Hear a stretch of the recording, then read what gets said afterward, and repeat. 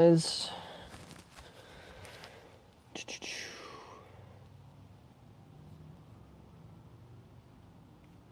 I have some good news. We have some technological improvements that have happened. So I'm optimistic that we should have fewer technical issues going forward. Let's check our audio. Check. Check, check, check, check. Going forward, let's check our audio. Check. Check. Okay, nice. That sounds pretty good. You know what? We found out it's actually better on the hat. Is it mildly annoying in your peripheral vision? Maybe. Is it worth it so that people can hear you?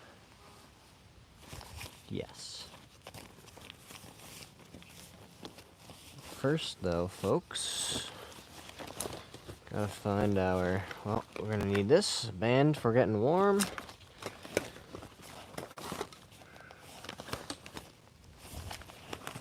And ideally, we would find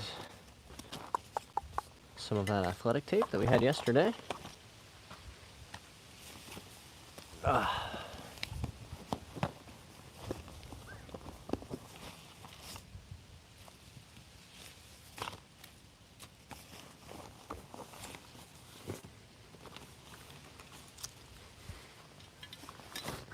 Well, that might have been the end of it, or we've just lost it.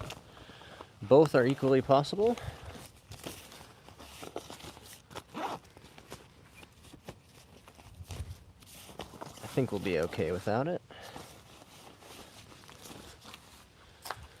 But we did get to play a fun match yesterday.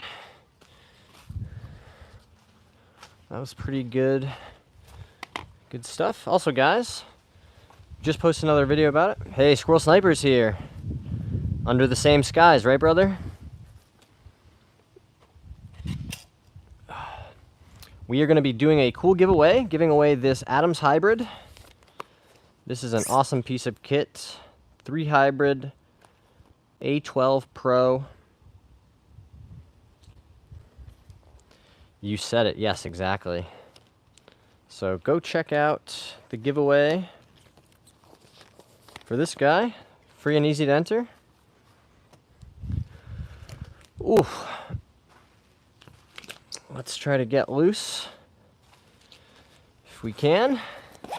Another perfect day to be outside, guys, I'll tell you that. I am still searching for the tape. Oh, a miracle. We found it. This stuff is a godsend, guys. If you don't keep some of this in your bag, I highly recommend it. Especially if you're like me and you like hitting lots of golf balls. All right, you usually get 2 fingers out of one piece.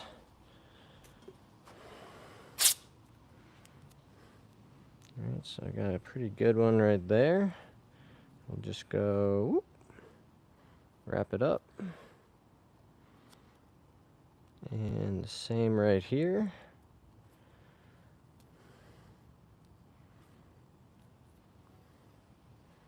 And once you get some practice with this, you'll find there's some easy ways to, you know, keep it flat on the part of your part where you want to make contact with the golf club.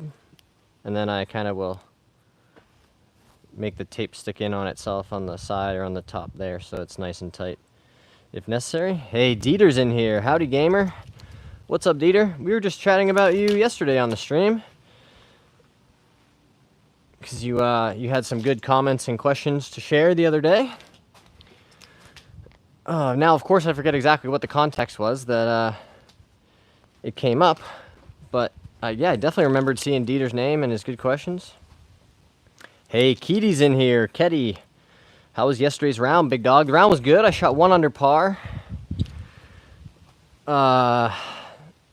Just, you know, had a bunch of brutal lip outs. Could have been like 2, 3, 4 under. Yeah, had a really good time. Got to see my brother become a single-digit handicap for the first time ever, so that was pretty cool. He got down to like a 9-something handicap after our round. He also won the match on the last hole on 9 with a sick birdie. But it was good. It was a lot of fun to, you know, get out, work on some of the stuff that I've been practicing in here with you guys.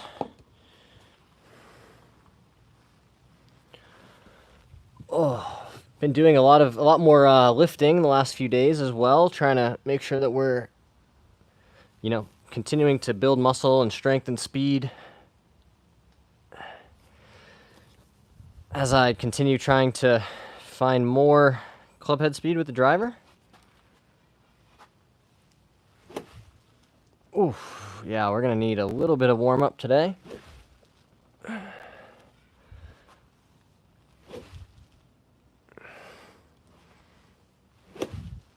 Really trying to feel, again with the irons, like this backswing is very compact.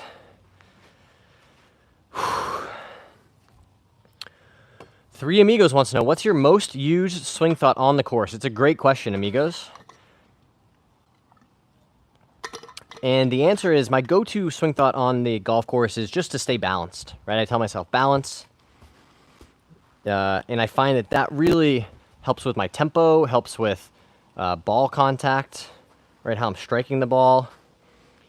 If you can make sure that your finish position after you make contact, right, almost like an Adam Scott. Imagine you could just hold like a picturesque finish for 5 seconds after you make contact.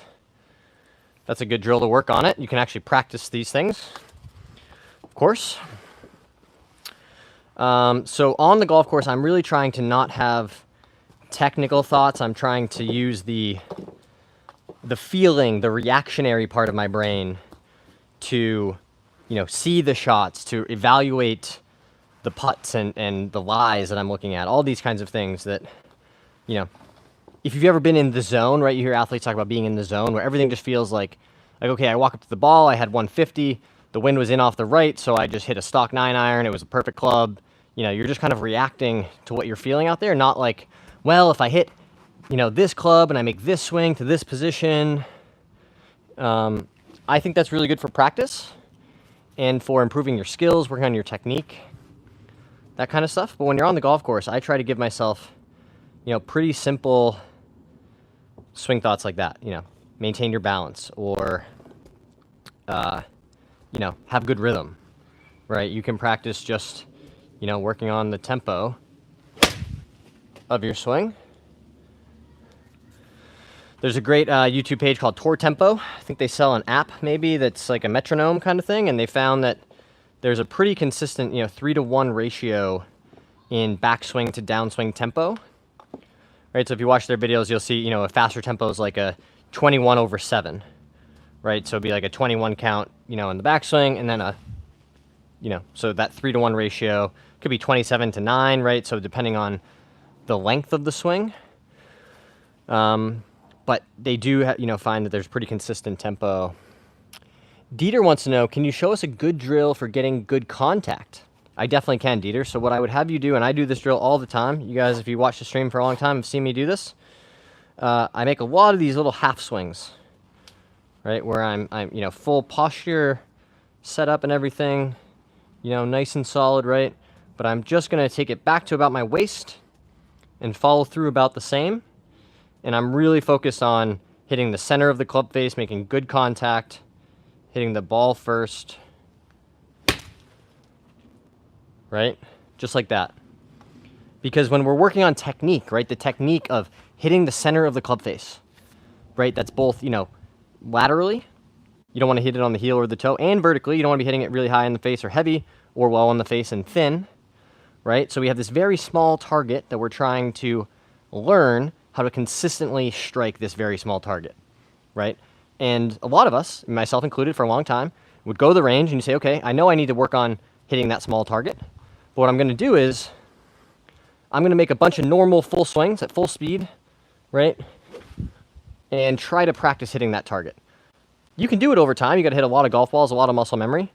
Or you can actually break that technique down into a smaller component, like I'm now trying to do, right? Make the swing smaller and slower to build that skill, right? Because we can build that skill independently of the full swing.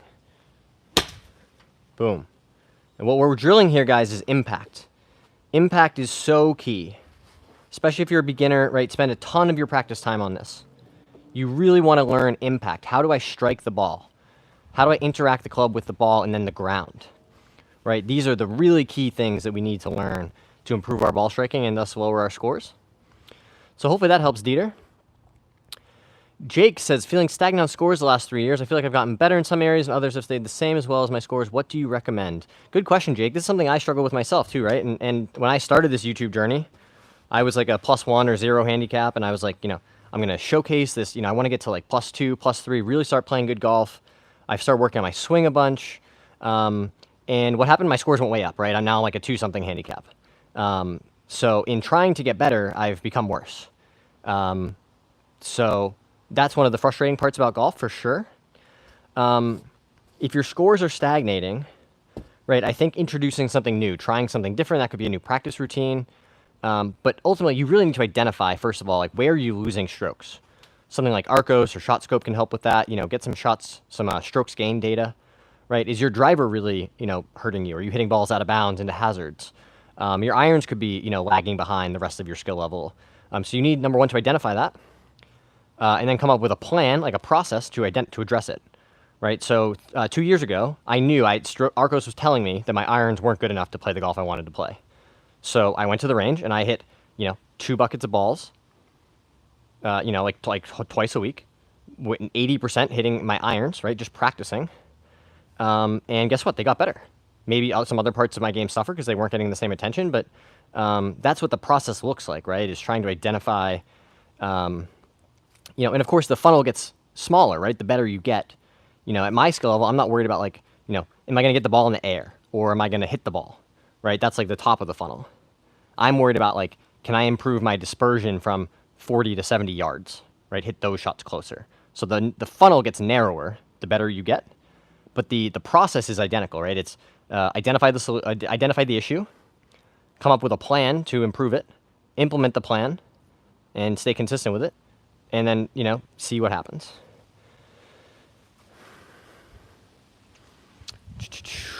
Let me catch up here, guys. Thanks for blowing up the stream already. 98 people in here. Shout out to you guys. Drop a like if you're enjoying hanging out here.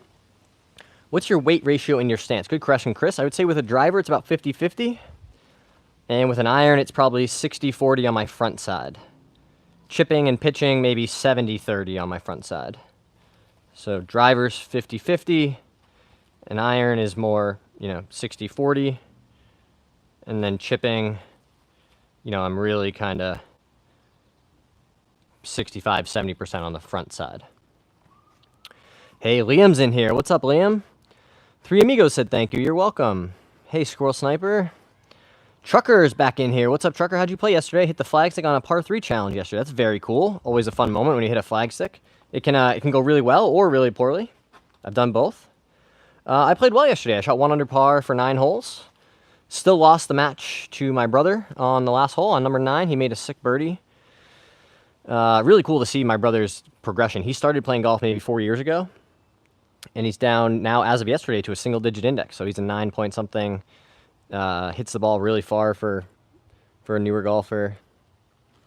Go to Dagestan for 2-3 years and forget. We could do that. Dieter says, I really appreciate the advice. You're welcome, Dieter. Still super new to golf, but loving it. You're welcome. Keddy wants to know, how long have you been golfing? I've been playing golf seriously, tournaments and stuff, for probably 15 years. I was introduced to it casually, as a kid when I was probably 10. But I didn't play seriously until high school.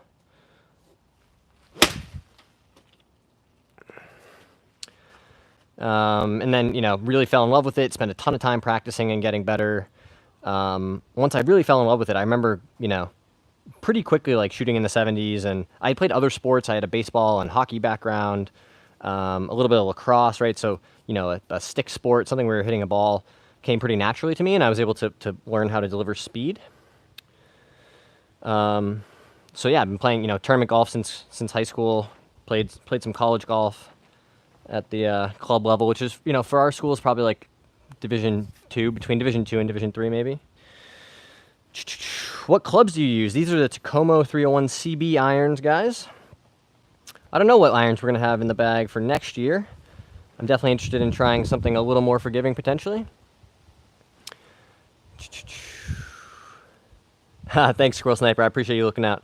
How do you build distance with low irons? I can hit my wedges, 987 with good distance. Can't really get my 6.5 or 4 to go as far as my 7 or hybrids. So Astro, I think you've identified part of what makes this game so interesting, right? So at different speeds, if you're a newer golfer, you might not have developed, quite enough swing speed. And oftentimes, people who are, newer to golf, they find that's exactly right where the cutoff starts to be, right? In that, 7, 8 iron, 6 iron, like they can hit those clubs really well, and then it gets really hard to hit like a 4, 5, 6 iron consistently, right? Some of that has to do with speed. You just need club head speed to launch the ball into the air with a lower lofted iron. That's kind of just a fact. And those hybrids can be really good at helping make up for some of that, right? By increasing the launch. So don't be afraid to lean into using those hybrids if they can be helpful to you. You got a DF3. I did get a DF3 Ferraro. You want to see it? I can go grab it. I played in a tournament on Tuesday and shot 39. That's great. Good playing, Fireside. Everyone I play thinks I should be a single-digit handicap, but I'm a 16. Well, you might want to find out why that is, right? Are you, losing a lot of shots on the green, or strategically, hitting more shots out of play than you maybe should for your skill level?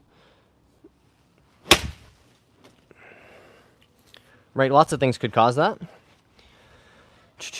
When a pig flies, it flies, and when your father know you are on a chat.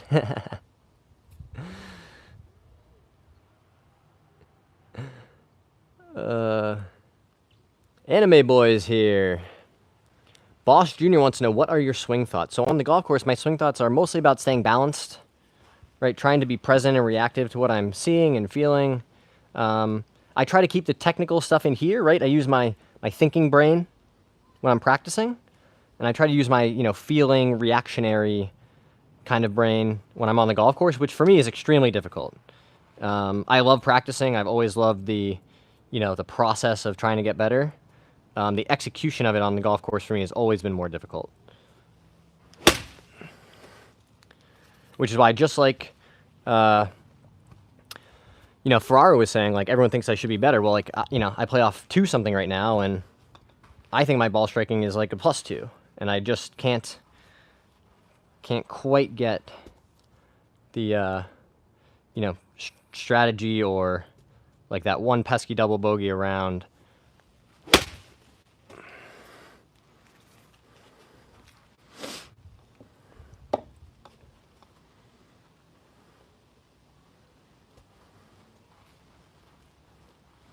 But I've been really happy with how I'm striking it.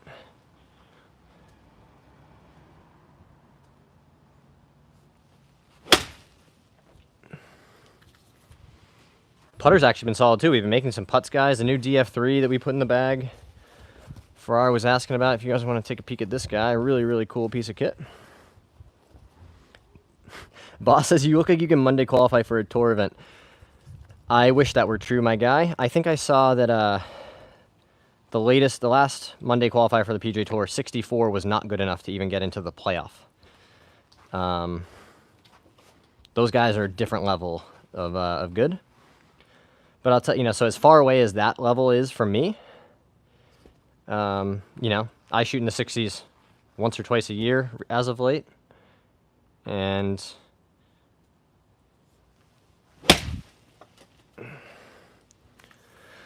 those guys do it pretty much every single time they go out and play. So there are definitely levels to this, right? I would love to be able to get to like a +2, +3 handicap and start to play some really good golf.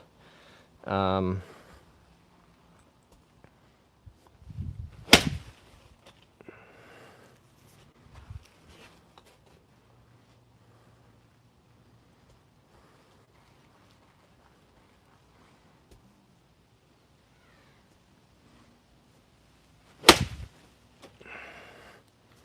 certainly all the time that we spent out here is paying off. I think my ball striking is as good as it's been in a really long time.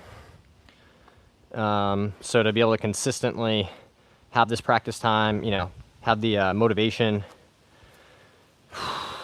to, you know, do the streams, to keep hanging out with you guys, try to continue building this platform, you know, see what kind of scores I can shoot, and have a platform to talk about other stuff that I care about. You know, sharing my journey with sobriety,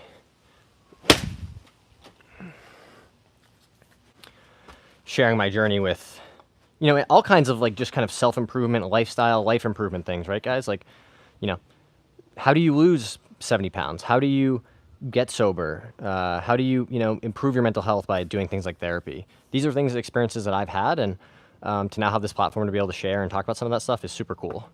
So I'm really grateful for all the support. And, you know, golf is a wonderful container, right? A vehicle to talk about these issues, because, you know, lots of us have experience with golf. Lots of us also have experience with these issues, right? You know, most of us know somebody who's struggled with their mental health, or somebody who's dealt with a substance abuse issue, right? And by having this mechanism, this platform to talk about that and try to destigmatize these issues to some extent, right? Like, if there's one person out there, and this has already happened, so I know it's worthwhile, you know, people say like, oh, I actually can change my life. I can do different things. There are tangible steps that I can take. And trying to be a model for that, and just show people that it's possible.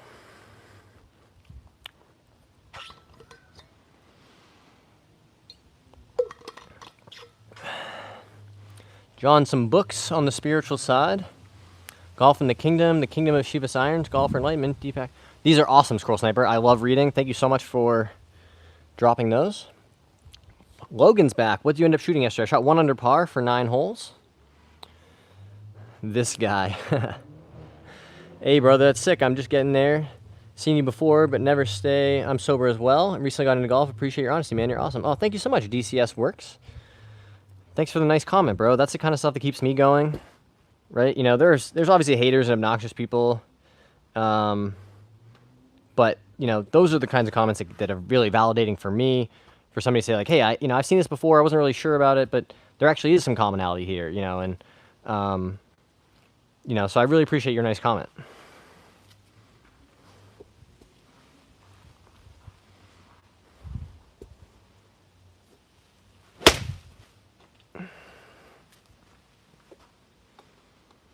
These balls are being struck, guys. Let me tell you that. These are some well-struck iron shots to start our day.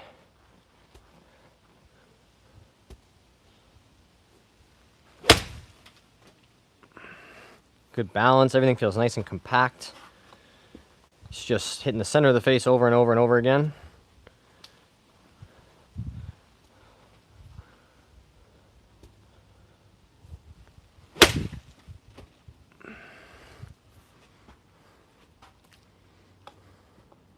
I do need to get one of those range caddies, like a, you know, one of the ball holders. I could probably build one over here, so I don't have to just make a mess with the golf balls.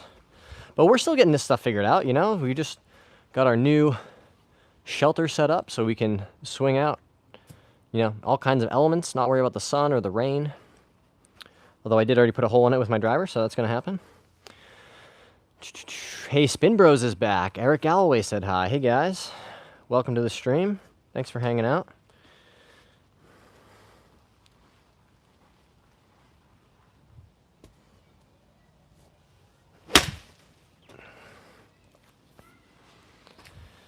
Yeah, I actually, you know, we were talking about this stuff. There's an awesome community I want to shout out called Soba Golf on Instagram.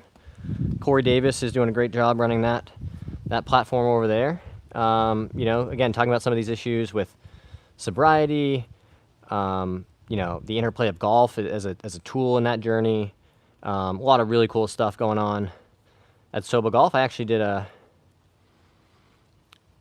went to a meeting and was like a guest speaker in one of their meetings, which was super cool for me to, you know, be able to talk about my experience, you know, my journey of getting sober and my experience with alcohol. Because, you know, it's important for people to hear about different types of journeys, right? You know, they're going to look different for different people. You You know, so for people to be able to say like, oh, that's more like what I've gone through, I think is really beneficial. And just, you know, as we continue trying to like grow as a community and talk about these things, I think it's great to just, you know, keep getting the word out. What was I going to say? Oh, I started going back to therapy recently. It's probably been like 2 or 3 weeks since I started doing that, guys. It's a really good tool, right? It doesn't mean that every day is going to be better or perfect, but there's something validating. Just like I'm putting in the work here on my golf game, so when I get to the course, I can say, like, oh no, you put in the reps. You can trust your game.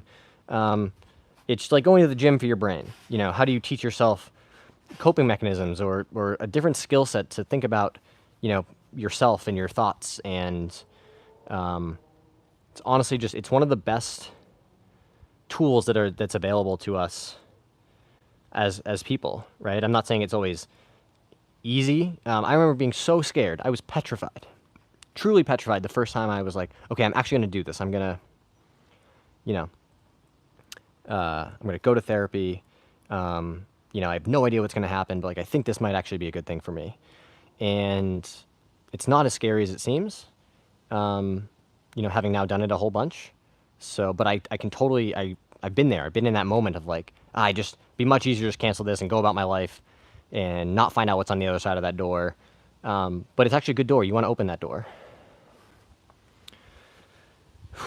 Eric says, how long have you been golfing? Hey, Tay. How far do you hit your drive? So I've been golfing about 15 years, seriously, or competitively. How far do you hit your drive? So last time we were doing speed training in here, we got it up to, you know, right around 300 in the air. How much is it a session? Last count was 306. Okay, awesome. I have good insurance, so I think I pay $25 per session as a copay. So I know that's not the case for everybody, and you know it can be expensive. I would tell you that, you know, even if it's like the cost of a golf lesson, it could be worth it, you know, to invest in for yourself, for your mental health.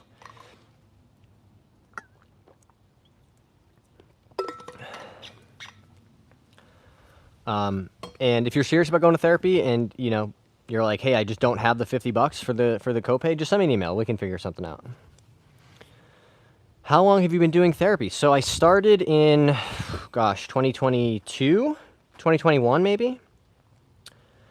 It was really my, you know, now wife, then girlfriend, who was like, this is something I do. It's, you know, accessible and easy and not scary, and, you know, you might want to try it. And she really was the one who helped convince me that, like, just give it a shot. Just try it, you know. If you don't like it, you don't have to keep doing it. And I think I was lucky, you know. My first therapist, you know, we had a great connection. She had a really, you know, good approach, you know, understood how my brain worked and how we can make progress on different things. I've done mostly CBT therapy, I believe. And, you know, as far as benefits, it's, or like, what is it actually like, right? You know, you kind of have, we all have this mental image of like, oh, you know, you lay on the couch and it's this intense thing and everyone's crying, and it's not like that, right? It's just like a, you know, a discussion with a person, you know, a conversation with somebody who's trained to, you know, help you. They're not just going to tell you the answer, right? The whole point is to kind of lead you to figure it out for yourself, and they give you tools and exercises and things that are beneficial, you know, in getting there. And what do you actually like come away with it is, you know, what's the corollary, right? You know, if, say you go to the gym, you work out a bunch, and then you get big muscles, right? So what's the big muscles with therapy? The big muscles is, you know, I have a skill set. I can understand that, like, when I get anxious or depressed, that's a temporary thing, and that I have skills to, you know, combat, you know, my own brain, right? Because a lot of times it's just, you know, understanding that you can, you know, once you can kind of observe your thoughts, right? That's what meditation is about. It's a lot of therapy is about. You know, you just have such a different perspective and are able to, you know, manage. Like, I just feel like I had the skill set to manage stress and issues in my life just in such a better way than I ever did before.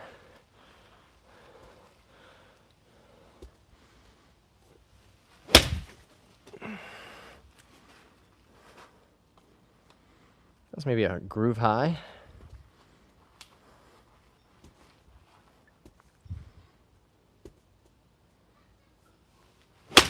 Oh, that was thin. Just came out of it. So that's some of my perspective. You know, hopefully that resonates with somebody out there. Because it really is a great tool. And the reason why I bring it up, why I talk about it, is I know that this is a thing, not just therapy, right? But, you know, people feeling anxious and struggling, these are things that everyone experiences, right? Whether it's severe or mild.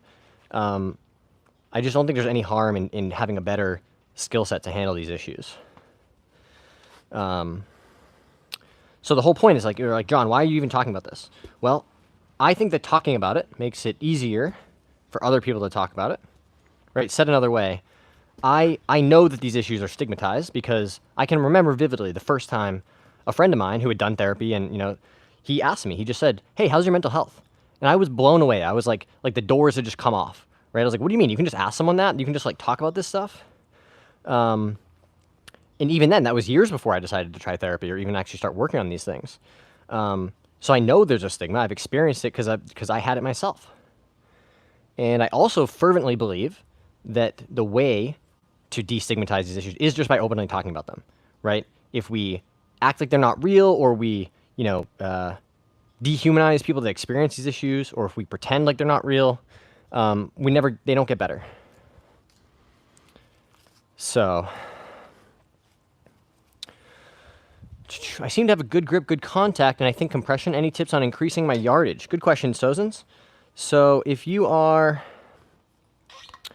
making good contact, right, that's kind of the step 2 that I talk about, right? So step 1 in terms of increasing speed is just increase the engine, right? Can you swing the club faster? That's, you know, speed training, something like this, right? Super speed, you know, or a stack system, right? There's a couple different ones. So that's, you know, physically being able to hit the ball further, right? Lifting weights in the gym is another way to do that, same idea. Option 2 is to optimize your ball flight, right? So it sounds like you're already doing that. If you're hitting down on the ball with your irons, you know, an appropriate amount. If you're doing all the things to make good contact, then, you know, you've already kind of taken care of option 2. So I would focus then on option 1, right? Which is, you know, how can you develop some swing speed, whether it's in the gym or with some speed trainers, and think about that route. You can't change the world, but you can change your perception of it. Well said, Squirrel Sniper. Hey, Adventure Life is in here.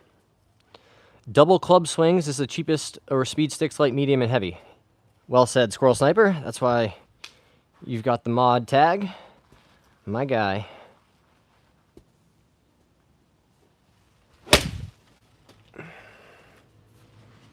But yeah, like you said, you know, you can also say you're like, I want to hit my 7-iron further. Well, I have an 8-iron and a 7-iron. I could swing these clubs together, right? Like a weighted, you know, weighted club, and just, you know, over time, like say I did 25 reps a day, right? Well, eventually, I would, you know, build up those muscles. I'm putting tension on the muscles that you know, that I'm using to create the swing. And over a long enough period of time, you'll be able to swing the club faster.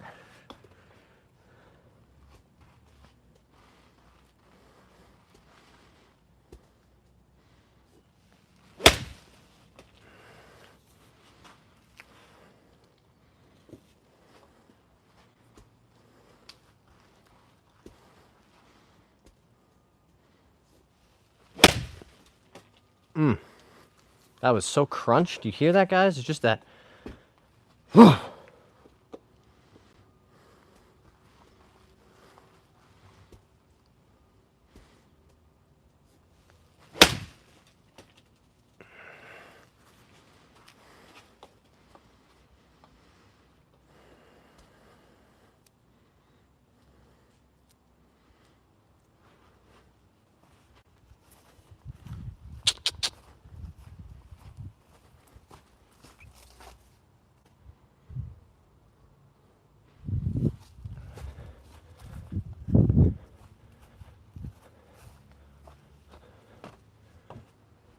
Oh, there he went. You know, when you're in charge of the dog and you can't find the dog, you gotta find the dog. All right. Nice. So again, guys, even I like to go back to this impact drill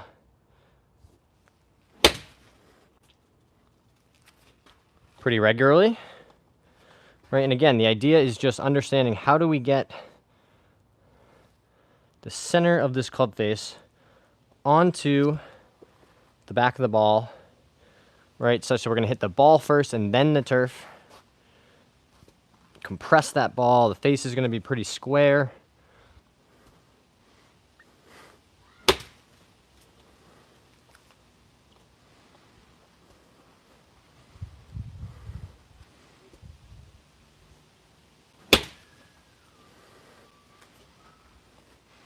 And this slower speed, this is a really good way to work on, say you're early extending some, right? Work on that at full speed, right? But if you really slow it down, you can practice that rotational move, right? Maintaining this space to come through and hit it, right? That's what we really need, is time and space. So doing these little swings, it's such a good way to allow yourself to build that new motor pattern, to start to change things if you are working on improving your swing, you know, from a technical standpoint.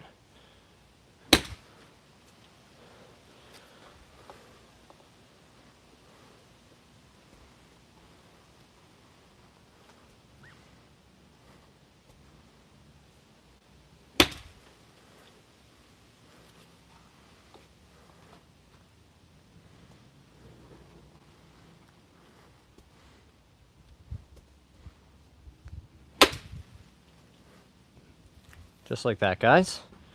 Man, it is still sticky and humid out here.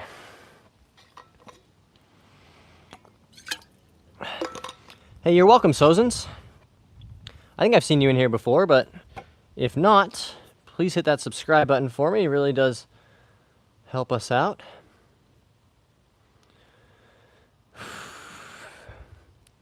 Coming saying you don't care how very caring of you, twice as nice. Oh, is it the same as yesterday, Squirrel Sniper? That's really funny. It's that simple. How much was your mat? So the mat, this one I think was like $180 from Dick's Sporting Goods. Maybe it might be a MaxFi hitting mat. I don't know if I would recommend it, guys, because it has worn out pretty aggressively. You know, I know I hit a lot of balls in here, but this certainly will be the first part of the entire setup that gets replaced. The net is an awesome Net Return Pro Series. This is a tremendous piece of kit.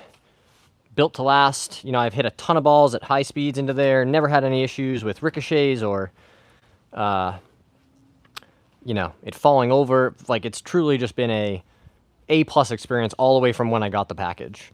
I've already had to package it up, right? I broke it down. It comes in a nice little duffel bag. Put all the pieces. I moved across states. I set it back up. I opened the duffel bag. I was back hitting balls in about 10 minutes. Right, so all by myself. Took maybe 6 minutes to put the net together. And you're back up and running. So really, really good product. Dirt Guy, where you at? We're in Rhode Island, my dude. Hey, Sly's in here. Hola, amigo. ¿Cómo te va? Para mí es difícil practicar mi español en esos días, pero quiero practicar más. Y mi capacidad de hablar es mejor que escuchar. Para mí, porque no puedo practicar con amigos ni personas en mi vida, es difícil. Mi capacidad de entender y escuchar. Pero ya puedo hablar poquito si quieres.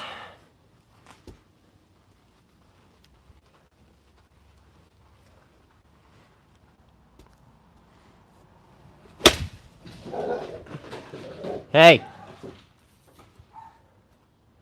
Sir. You guys hear that? Yeah, you saw him. There's a squirrel in the tree. Sir, no. Come on, out from there.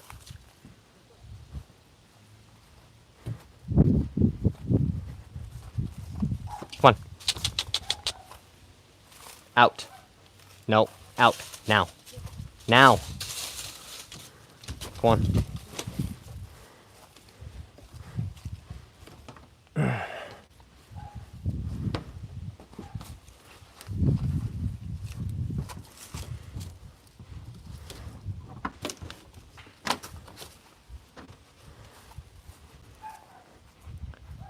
He did a good job identifying the squirrel. He did not a good job not chasing it up the tree. Mr. Birdie said, yeah, squirrel, exactly. Hit that like too. Thanks, Squirrel Sniper. What are we at, like 20 something likes? Hopefully the internet's been a little more stable today, guys. We have implemented some enhancements in that department. You know, I'm optimistic that those will prevent those technical issues from happening again, but we'll see. There's always going to be something that we can improve on, just like our golf game.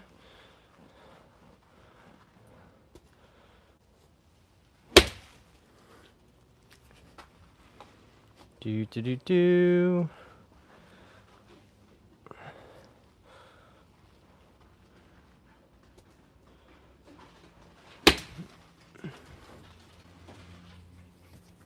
you hear him? No. A squirrel, like, I don't know where it came from, but it ran across the deck railing and then up into the tree. And he was up in there and he saw it and he freaked out.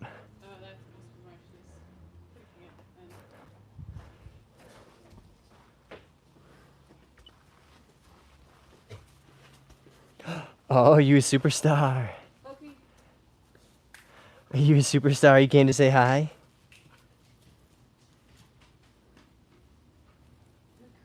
Yeah, you're crazy, buddy. What are you doing? You want to be a superstar for the people? Say hi, doggos! Say hi, doggos! Hi!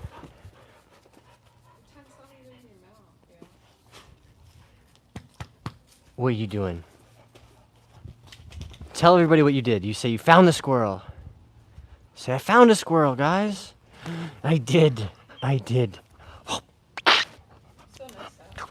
It is so nice out. Oh, thank you. Coughing right in my ear. You love hugs, don't you, buddy? Oh, thank you. Oh, thank you. Oh, thank you. Yeah.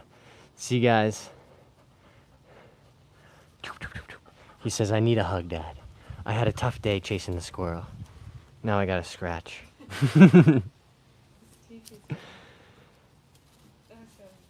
Oh, you're going to be silly now.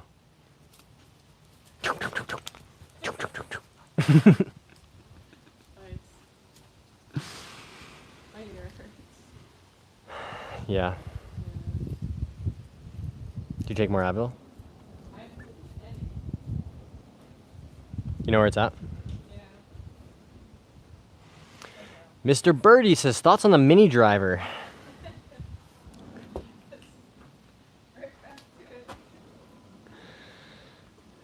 I like mini drivers. I've never actually hit one, but conceptually I like it a lot more than a 3 wood, because I think a lot of average golfers think they're like, oh, I'll hit 3 wood and it'll be a safer decision because I'm going to hit it out of play less, or it'll be straighter. And for some people that's true, but not always the case, right? I think the data shows you hit it in the rough or, offline about the same as driver, and if it's going to go shorter, you might as well hit driver. So the point of the mini driver is to give yourself another tee option. I don't think it's great for hitting off the deck for most people. But it can be a really good, second option for off the tee, especially if on a day where maybe your driver's not cooperating. Or even, honestly, as a driver replacement, right? If you're somebody with not a lot of speed, maybe you need the additional loft. Nicholas, do you have a sim? I do not have a sim, unfortunately. We do have this very basic PRGR portable launch monitor that we use for the driver and getting some club head speed data. but I'd love to get a simulator set up out here, you know, ideally with like a Rapsodo or a Bushnell, you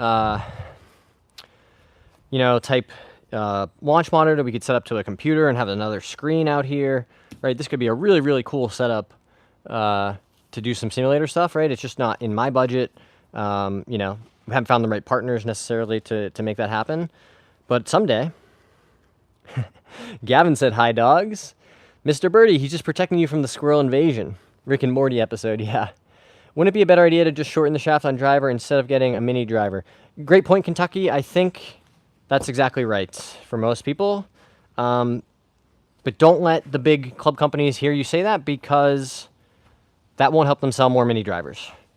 But yes, guys, a lot of us could benefit from going to like a 44, even 43.5-inch driver. You'd hit it very straight. Come on, dog. Out from there. Baby girl. These dogs are always into something. Legend, what's your handicap? Usually around 0, but it's gone up to about 2 recently. You stay. Stay. Come on. Out. Thank you. Yeah.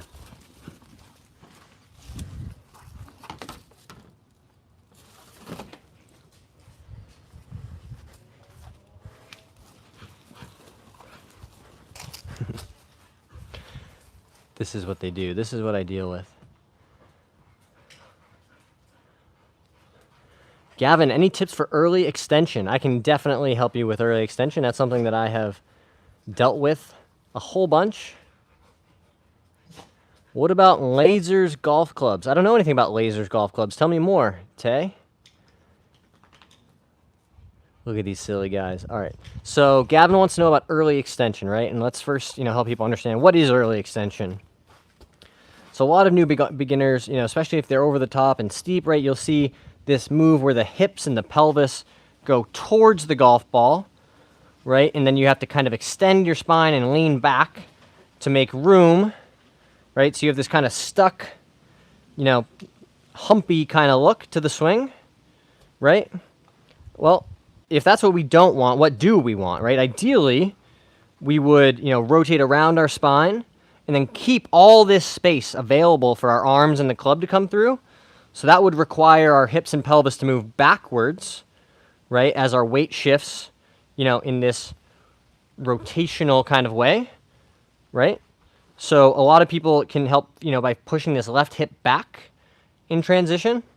That never fully worked for me, to be honest. Like, I knew a long time ago, like, oh, okay, I'm early extending. I know I need to rotate more, but I couldn't really develop, you know, a way to do it. And the thing that helped the most for me, 2 things I'll share. Lead arm only swings, right? So grab the club if you're right-handed and just your left hand. Hold it out in front of you. You know, swing back, take a step, and swing through, right, with just this lead arm. And you'll find it's really, really hard to early extend when you do this, because it wouldn't make sense, right? Your body naturally doesn't want to do that, right? It naturally just wants to rotate and generate speed that way. So if that's, you know, what we're trying to feel, where our hips, you know, stay back and turning right around our spine, how do we do that? For me, the biggest thing that helped was understanding this club needs time in transition, right? So I used to get to the top and then be like, okay, time to swing, throw with the right hand. Lots of right hand force, right, that throws the club out that way. And so then you have to extend and tilt to get it back on plane to hit the ball, right? Well, if instead we just let this club fall naturally, you know, give it a second in transition, it will want to fall back because of gravity along that same plane, right? So this freezer drill, where you take a second to pause at the top, helped me tremendously with my early extension, right? Because when you don't have that big rush and you're not throwing it with the right hand, you can just turn, and the face will still be square. So 2 things, those are 2 things that really helped me with my early extension. You know, my swing's certainly not perfect. I still have some, you know, early extension in there, but it's gotten much better.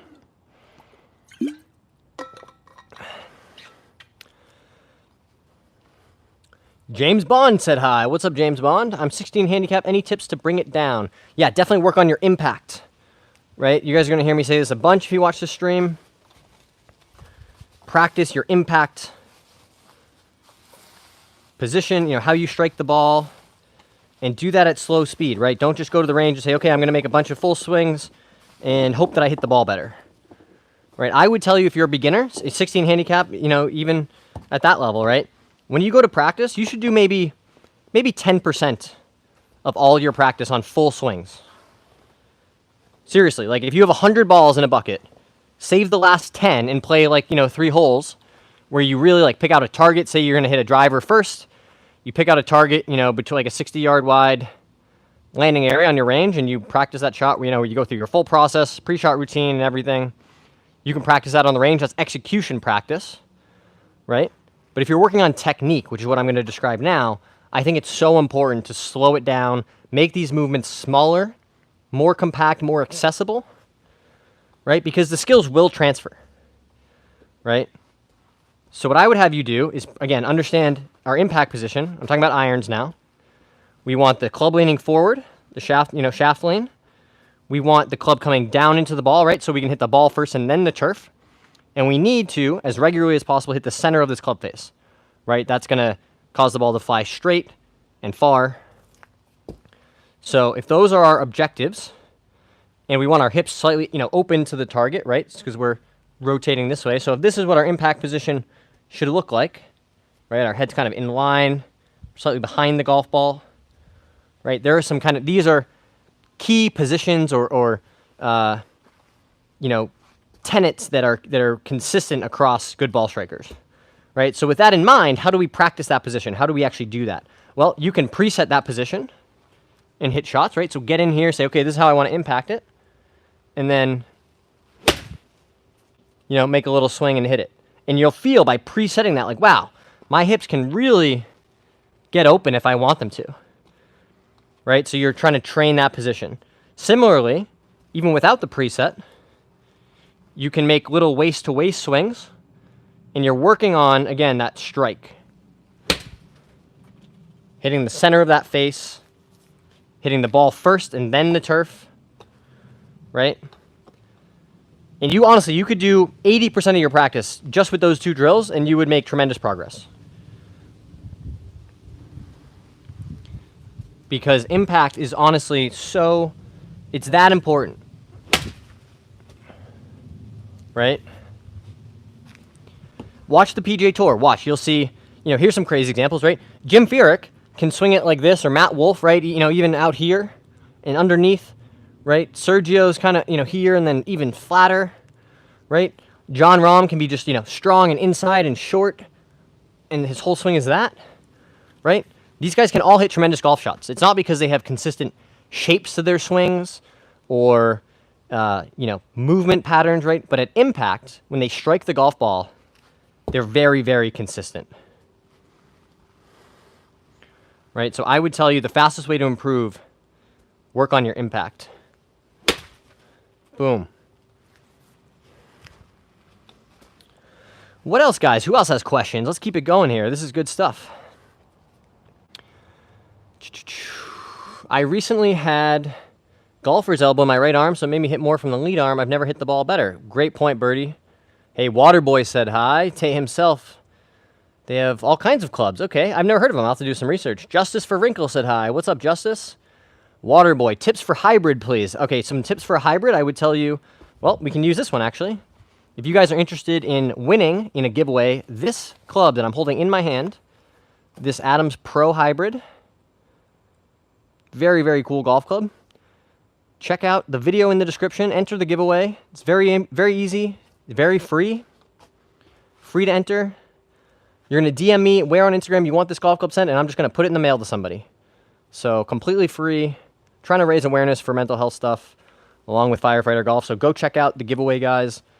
Drop the double check marks. Tay himself, I have your entry. Thanks for entering. All right, so tips for the hybrid. Play the ball, you know, pretty close to the center of your stance, right? We're going to try to hit this almost like an iron. Right, guys? We can have some, you know, descending angle. We can hit down on this club, right? It has plenty of loft. It has plenty of loft to get that ball up in the air. Right? So with that in mind, I would tell you play it closer to the center of your stance and just try to hit it like an iron, right? Nice compact swing. Just like that. Hit the center of the face, watch the ball fly high and straight through the air.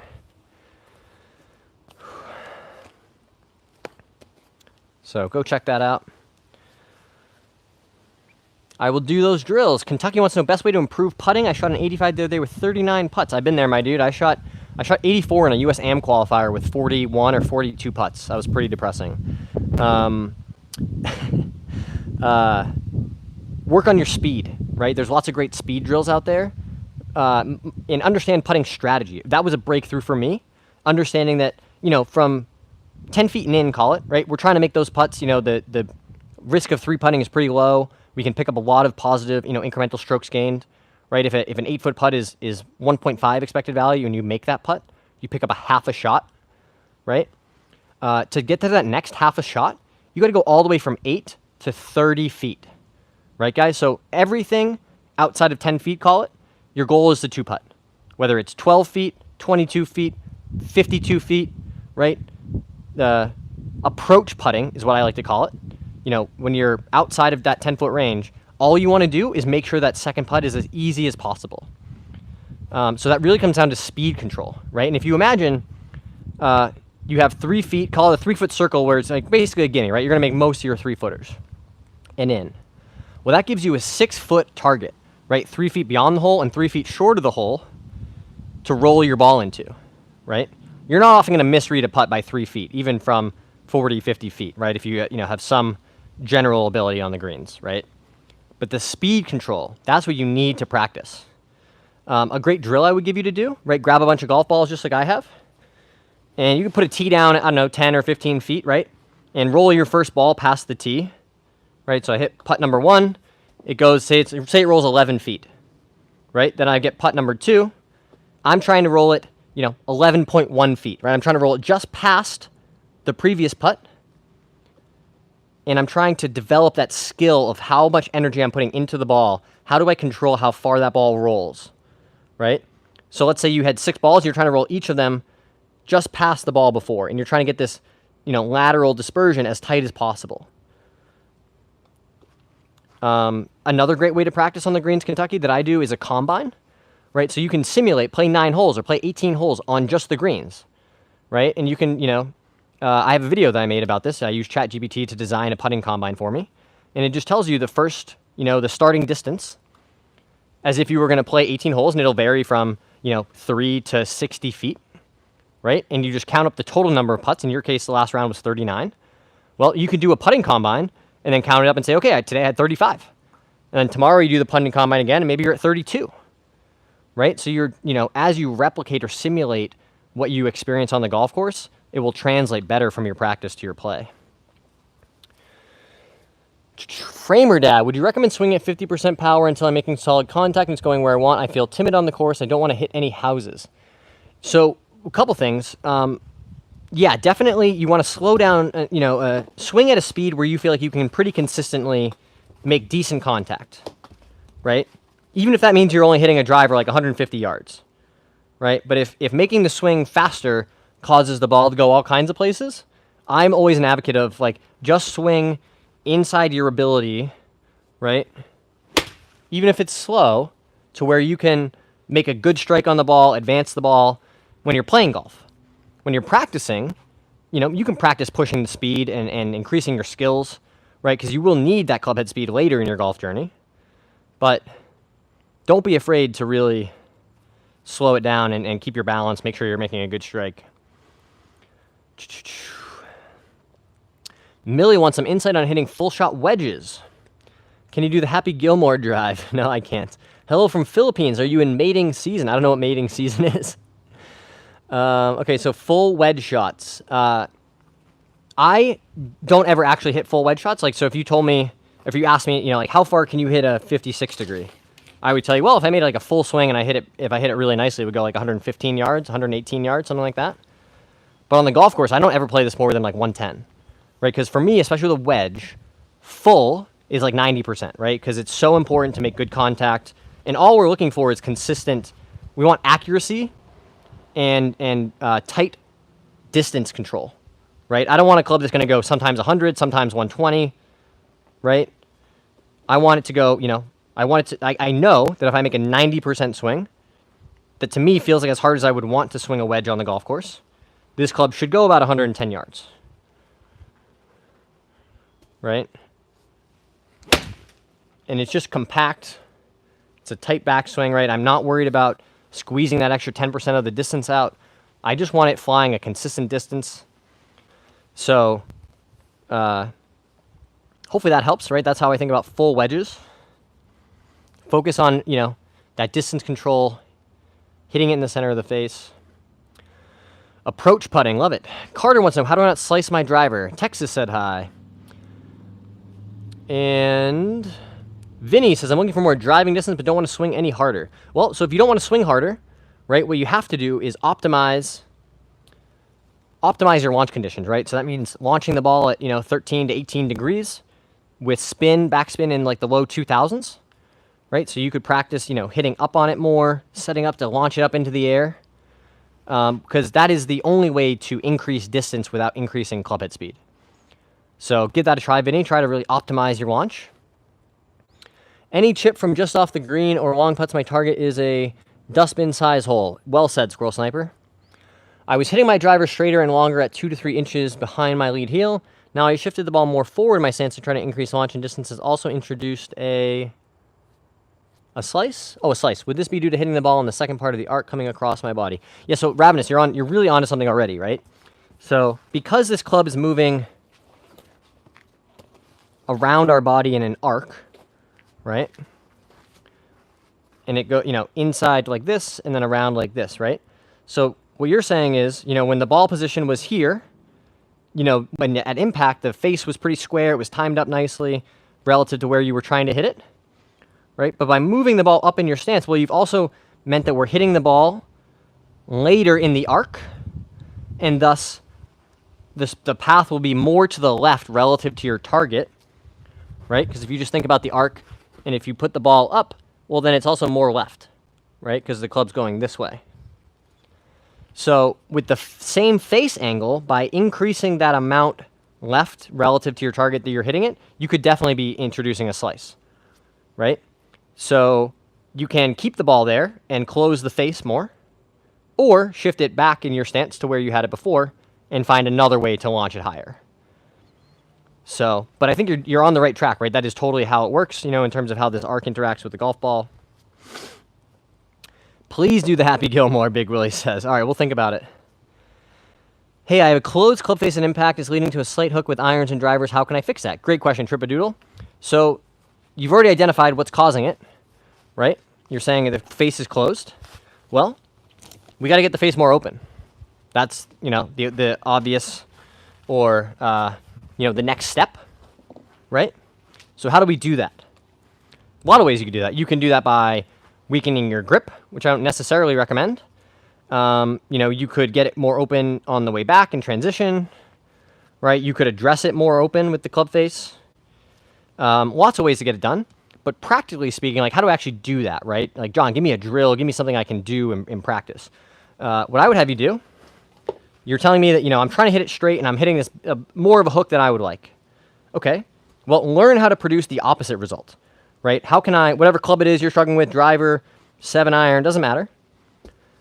Aim as if you were going to hit that same straight ball, you know, call it the center of the fairway, right? But force yourself to hit it in the right rough. Whatever you have to do to get that face more open in the context of your own athletic ability, your own golf experience, right? You got to learn how to produce a left to right shot, right? So start out trying to hit some big slices, you know, aim like you're going to hit it down the center of the fairway, and then force yourself to hit it in the right rough, right? So, right, whatever you have to do to get that ball going the other way, because what I want you to ultimately do is build the skill set. I want you to learn, how do I control the face and the path to produce these different shots? And when people come in, they say, hey, how do I hit draws and fades? What I always tell them is you got to learn how to hit hooks and slices first, right? So understand, like, in a feel sense, and, you know, how can you, with your golf swing, produce like a big left to right shot and a big right to left shot? From there, then it's just some, you know, dialing it in to get the ball straight. Stinka said hi. Jonathan, how do we get more consistent with striking? I feel like in about 10 shots, maybe 4 to 5 are good. Well, Jonathan, let me ask you this. When you practice, do you practice all like full swings? Right? If you hit 10 balls, are you going to, stand up here and just make 10, big, long, full swings? Or are you doing any other kind of drills or technique practice?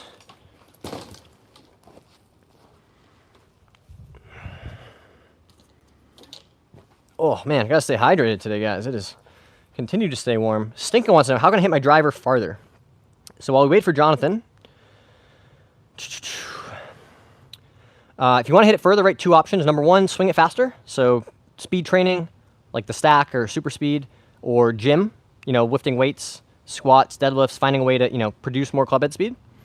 Option 2, Stinka, is optimize your launch, right? So without increasing your club head speed, get that ball launching up into the air with not a lot of spin, and that will optimize, create the most possible distance for your club head speed. So Jonathan said, I feel like I just go to the range or sims and just do full swings. So this is very common, Jonathan. Don't feel like, oh, I'm doing something wrong. Most of us at some point in our journey have been in this place of like, okay, I'm trying to get better. I'm going to practice more. Why am I not getting better? I'm going to practice. And what I would tell you is when you go to practice, right, say you have 100 golf balls at your driving range. I would tell you that 10 of those, maybe 15, so 10 to 15% should be full swings. And when you do those full swings, what I want you doing is practicing executing a golf shot like you were on the golf course. So random practice. So say you're playing a par 4, you go through your full pre-shot routine with your driver. You'd hit the shot. You'd say, okay, I hit a good one. I landed at my target. I think that'd be in the fairway or otherwise, right? And you grade yourself. Then the next shot, say you have an iron, 7-iron. Go through the full process. You pick a target. You evaluate the wind. Is it into me? Is it downwind, right? What club do I need to hit to that target? That's execution practice. That's at the very end. You do 10 balls like that. You play maybe 3 holes. But when you're just learning, you got to work on your technique, your skill, the skill of impacting the ball and then the ground, right? So how do I get this sweet spot, the center of this club face, onto that golf ball consistently? And truly, I think 80, 85, 90% of your practice can be done this way, where you do drills like this, where you make little half swings, and you're practicing. So I have an 8-iron here. I'm maybe trying to hit it 30 yards in the air on the driving range. Not 160, not 150, 30 yards, 40 yards, right? And I'm just working on how do I consistently get this club face on that ball to where I'm making good contact in the center of the face. I'm hitting the ball first and then the ground, right? My hips are slightly open. The shaft is leaning forward. All the kind of key things we want for impact. And you just practice this technique, right? Because that skill, what you're saying is, only about half the time are you able to consistently deliver, the center of the face with a good strike on the ball. You want to get that to 9 out of 10, not 10 out of 10, right? So to build that skill and that technique, you got to do it at slower speed, right? Then, when you say, okay, John, I did that. I hit a bunch of buckets, with my little swing. Now, if I do a half swing, I can hit the center of the face and have the ball fly, straight towards my target 8 or 9 or 10 out of 10 times, right? Then you add some more speed. You go, okay, maybe instead of hitting it 40 yards, I'll try to hit it 60 yards, right? And it will get more difficult because you're adding more speed. You might drop to 6 out of 10 times, right? And then you're going, okay, how can I get 6 back to 9 or 10? And that, that next level might be, 60, 65% of a swing, right? I promise, if you hit 3 buckets of balls just chipping it like that, and then you went and played golf, you'd be in a way better spot than if you would hit 3 buckets with a whole, a full swing on all of them, right? So that's how you actually improve. But 10 consists 30 yards straight. Yeah, exactly, right? More speed, but missing the center of the face is going to produce a worse shot than, center contact at less speed.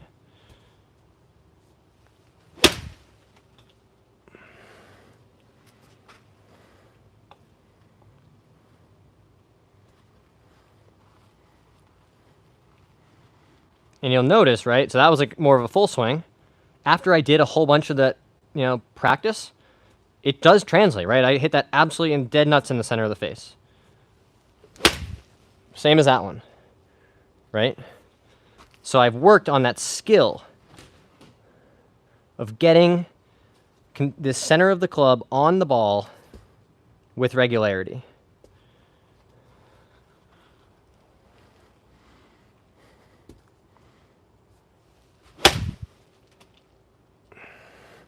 I gotta look at that swing. That one felt really good. When I hit driver, I've been told I swing like John Daly with my backswing being fully wound up. My question is, I'm only hitting at 230. Should I keep with the full backswing or take 25% off? I never thought about it that way. Thank you so much. You're welcome, Jonathan. Hopefully that helps. You know what, Jonathan? If you subscribe to the channel and drop a like, I'll remember you. Go to the range, come back in a week or two. Let me know how it goes. We've had some people come back with, trying the drills, trying different things to fix their game, have a lot of success, and they come back and they tell me, hey, dude, that drill was awesome. It really worked. That's always super validating for me, so that would be awesome. So, Nick, I would tell you that, whatever swing you can consistently get as much distance out as possible with a balanced finish and hitting the center of the face is fine, right? Obviously, John Daly had a great career with that backswing. It's much more about impact and striking the center of the face than it is, what the swing looks like. What's a good swing thought for producing forward shaft lane through impact? Good question, Brandon. One thing I would tell you that took me a little bit of time to figure out is that this will get much easier when you start presetting that condition. And what I mean by that is set up at to the ball like you want to an impact, right? So if you're saying like this is, how I set up an impact, and then or at address, and then impact I want to get to here, right? Well, that face is going to be open. So I always tell people address the ball with some shaft lane, right, and then grip it. So it's much easier to get your body back to where you started than going from here to here, right? But with that in mind, the key things you got to remember are feeling like you're increasing the angle in your wrist in transition, right? So this angle, right, will increase as the club sits in transition, right? And then we hold that angle into impact, right? That's where we get shaft lane from, right? So if you were standing against a wall or like a fence, right? Hopefully you guys can see back here. You want to feel like your hands get to the wall first, right? Whereas with driver, you want to feel like it's more simultaneously and you're releasing it. With an iron, you hold that angle and then the hands will get to the wall first. So hopefully that helps with, your shaft lane, your compression. Hey, Jason Miller's back and said hi. What's up, Jason? Taryn said hi. Brandon, I think I have a mental barrier where the club is higher than the ground when you produce forward shaft lane. Jakey boy said hi. What's up, Jakey? Yeah, it definitely can be a tough one to mentally understand, right? But when you remember that we want to hit the ball first and then the turf, right? You can practice making divots, and that can really help. Give yourself that intention of, okay, I'm really going to, even at a slower speed, hit that ball first and then the turf where I would make a divot. I struggle with this too because I've started hovering the club, right? I used to hate, especially on grainy fairways, right? Sometimes you take the club back and it gets a little caught, and then you're like, oh, nothing good ever happens after that. So to avoid that, I started just right before I take the club back, just kind of hovering it along the ground, right? Taking the tension out. So conceptually, right, to lift the club and then have to go even further down was a bit of a hurdle, but just give it some practice, keep working on it. It'll become more natural.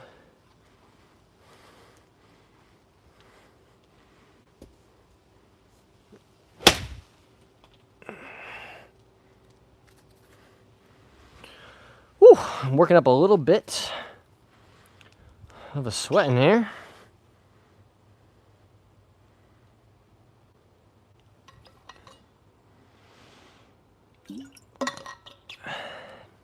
Let's take a look at that last swing for a second. Oops. Not like that, like this. One of the coolest parts about doing this is when I make a good swing, I can go back and watch it back. Yeah, that looks really solid to my eye.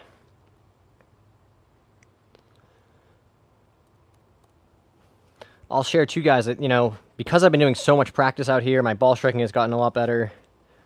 But it's taken an adjustment of bringing it to the golf course, right? Because this is a perfect, clean, flat lie every time, obviously. That's, you know, one of the, kind of the only way to practice, right? So when you do get on a, you know, a downslope lie or a, you know, an upslope where the ball is above your feet, right? So I've had a little bit of a harder time bringing my new swing to those kinds of scenarios. But for the most part, right, I watch it back on camera, you know, compared to where I started the year, and the progress is insane. That wasn't very balanced, but it was hit well.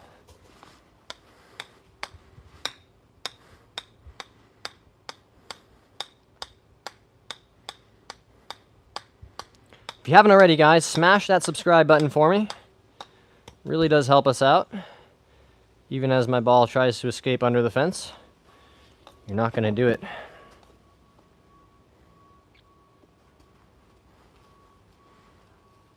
Actually, you guys might like this. This is an old, found this in the shag bag.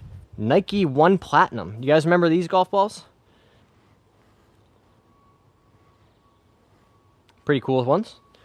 That Wraith says, I've got a shit bag of clubs. Should I upgrade club by club or just save and buy a new bag? I think it's totally fine to upgrade piecemeal, right? To say, you know, I can't do my whole bag right now, but I could get a putter, and a new putter might be cool. And then you save up some more, and you say, okay, time for a new driver. I might do driver before putter, honestly, because the technology might make a bigger difference than on a putter. But either way, totally fine. I would also tell guys, if you guys are out there listening, and you're like, hey, golf is interesting to me, I want to try it, but I don't have thousands of dollars for, you know, 14 brand new clubs, you know, I'm kind of put off by that. You do not, let me say this again, you do not need 14 brand new clubs to go play golf. You can have a ton of fun. You can just get started with, you know, a $50 thrift store driver. You know, go to eBay, go to the thrift store, go to GolfWorks, right? With $100, you can get a driver, you know, a couple irons, maybe a sand wedge and a putter, like 5 clubs, truly. Go out to the range, start building your skills. You can play, you know, golf with those. You don't need brand new stuff. You don't need a ton of equipment. The hardest part is just getting started, right? And I think by lowering the bar, telling people like, hey, you can get started with just 4 or 5 clubs. You can get started with 1 club, right? Appreciate the info, starting to get into golf. That's awesome, Wraith. Yeah, it's the best, you know, the most magical, frustrating, maddening, addicting, crazy sport that I've ever experienced, right? I, you know, spend way too much time trying to get better at golf. But there's something really, truly special about it. I played, you know, team sports for a long time. Nothing gets me like golf does.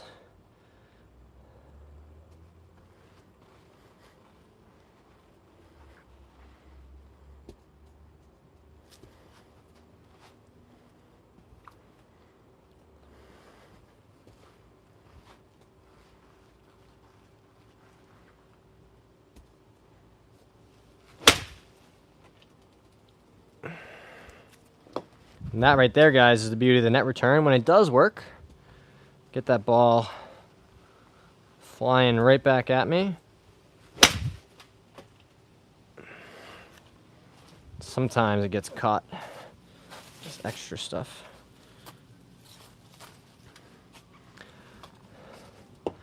As you can tell, guys, we are still very new in our YouTube journey. This is a budget setup, you could call it, with the exception of the net return, which I did invest in.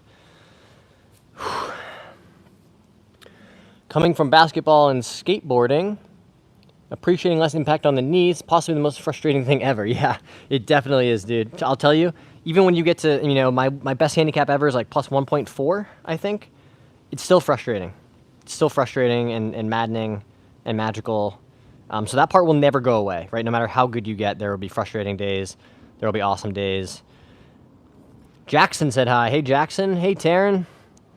Hey, Michael. I've developed a bit of an open club face at impact. I was trying to fix out the range with an even stronger grip than normal. I then proceeded to hit about 70% of my shots thick.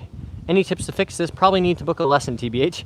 Well, Nicholas, what you're telling me is that in attempting to close the club face, right, you change something else in your swing, and you're saying you're hitting it heavy, right? So what I would tell you is that maybe, just maybe, you're focused a bit on the grip, right, and not transferring your weight, right? If your weight gets stuck here, and then it doesn't move to the front side in transition, you're gonna hit it heavy. So it sounds to me like you're like, hey, I changed my grip, I'm trying to work on the club face. Oops, I forgot to keep transferring my weight, keep turning and making the swing. Because those are kind of independently different things, right? You can hit it heavy with all kinds of club faces, or open, closed, right? So I would say just really focus on, you can practice away from even hitting balls, right? I like doing this drill where you just practice transition, by making a backswing, feeling the weight shift, right? You can let your front foot come up some to help, feel the weight shift, and then go, right? And if you're able to do that with a more square club face, right, you should see the ball start going where you want it to. Josh, so it's mandatory to spend 2K to even swing a club at a course, right? Yeah, imagine. Way less. Vizda wants to know what my handicap is. Usually around 0. It's crept up to around 2 recently. But hopefully we'll be back down around 0 before too much longer.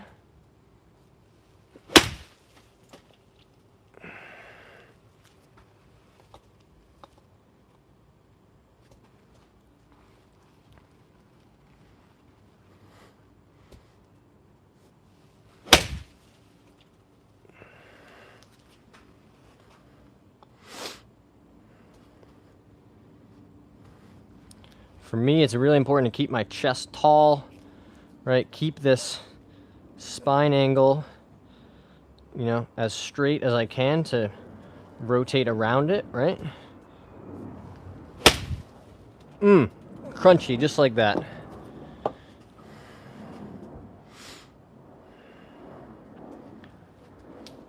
The next step, guys, I'm just going to keep trying to speak it into existence, is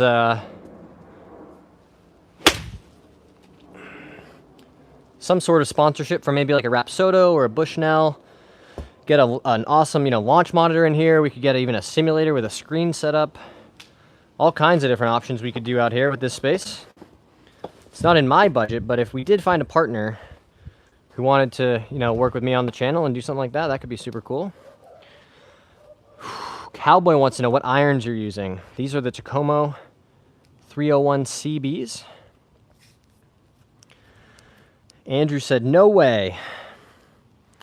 Where do you place your ball with the driver? I used to play all the time, took a 4 to 5 year break, got down to around a 6, but I lost 75 to 100 yards off my drive.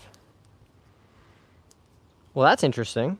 I play my driver just maybe like a couple balls inside of my left foot, right? So if this is, inside of like the left heel, I might play it like right there, right where this ball is. So it's certainly, if this is the center, it's a couple balls forward of center and a couple balls behind my front foot. So for me, everything is kind of in one of those 3 positions, right? There's center of the stance, which is, irons and wedges. Then maybe you get to like a hybrid or a wood and it goes 1 ball forward from there, right? And then the driver is 1 more ball forward from there, right? And obviously the stance gets wider and flatter. So give that a try. I would tell you too, if you take a long break from something, that it's going to take time for the speed to come back. If you spend a lot of time practicing getting down to a single digit index and then you don't play for a while, be kind to yourself. It does take time for these skills to come back.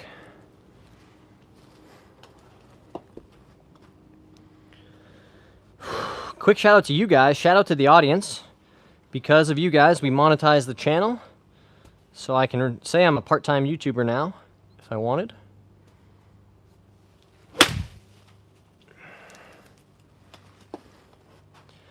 And I'm just super grateful, honestly, for all the support, all the new subscribers.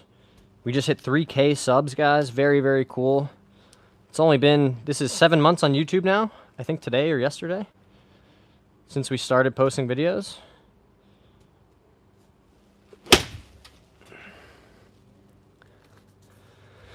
So shout out to you guys, honestly, for all the support. You should be placing the ball front heel. Christian says, I'm a scratch. Have you tried the Tacoma 101s? I have not. I've been using my left toe to line up. I think that's what's going on. Could be. Yeah, too far forward is gonna not be that great either. Have you ever tried the 10-finger grip? I think when I first started golf, I used a 10-finger grip. And then I played with the interlock grip. Gosh, it feels so strange now. For the last, I don't know, 15 years. And then I switched to this overlap grip at the start of this season in an attempt to, you know, just keep working on my swing, and it's made a tremendous difference. I'm a huge fan of it. So a little less connection, right, with this, without the interlock. So I've gone away from this, and now I swing with this overlap grip. And really, really like that. Both are good. Honestly, 10 fingers can be fine too, right? It's just less common. All that matters is, can you control the club face and strike the ball solidly, right? The golf ball does not know which grip you use, right? Vizda, I shot 91 on a rated course of 73. Wasn't bad coming back into it. Just curious where my distance went. Yeah, I think it's just going to take time, dude. It's, you know, think about all the muscle memory you got to get back, all the, you know, fast twitch muscles you need to develop. That's what I use. The interlock grip is nice and it's forgiving. None of the drills I've tried to work. How do you stop coming over the top with driver? Good question, Teddy. This is something that a lot of newer golfers struggle with. It's very common, right? And Teddy, what I would help you to understand, you know what over the top is, right? The club head gets going like this and then over the plane, right? But let's try to understand why we need to do that, right? This is just a reaction to really the takeaway, right? When your takeaway gets inside this way, there's really no other way to get back to the ball other than going over the top, right? So 2 things I'm going to have you work on, Teddy. Number 1, practice keeping this club head, this driver, far away from you in the takeaway, right? You want to feel like you can't, you know, get out and touch it, right? If it's inside and it's close to here, right, you can almost reach out and touch this thing. You want the opposite. You want it wide, far away from you, right? Give yourself space. Give yourself time, right? Because we need the club to come in here and approach from the inside, right? Or more neutral, not this way. So that can help a lot by just make sure you maintain that width. Like the hands stay in and the club head stays out, right? The other drill I'm going to have you do, right? Grab your driver and your head cover. I'm going to tee it up over here so I don't hit the roof. Grab your head cover, right? And you're going to put this down behind your ball and just to the right, all right? So just like this. And what that head cover is going to do is it will physically block the path to the ball if you make the over-the-top swing, right? So if you get in here and you're over the top, right, you're not going to be able to hit the ball. The path is blocked, all right? So if you can learn how to hit shots, and you don't have to do this at full speed at first. You can start with just some, you know, slower swings, right? But learn how to hit shots where you avoid that head cover. And this is going to force the path of your club to be more neutral, right? Because if you're again, you're going to hit it. So once you get the face square and you can learn how to hit it, you know, and avoid that head cover, you should see the ball really start to fly, you know, much straighter through the air. We've had lots of viewers try this drill, come back and say, wow, that really helped my slice. I think somebody was doing it, you know, on the range before a round of golf and came back and had good results. So that's a really good drill you can try. Swaggy Monkey says, I always hit the ground way behind the ball. How to fix? Great question, Swaggy. So I'm going to do a quick demonstration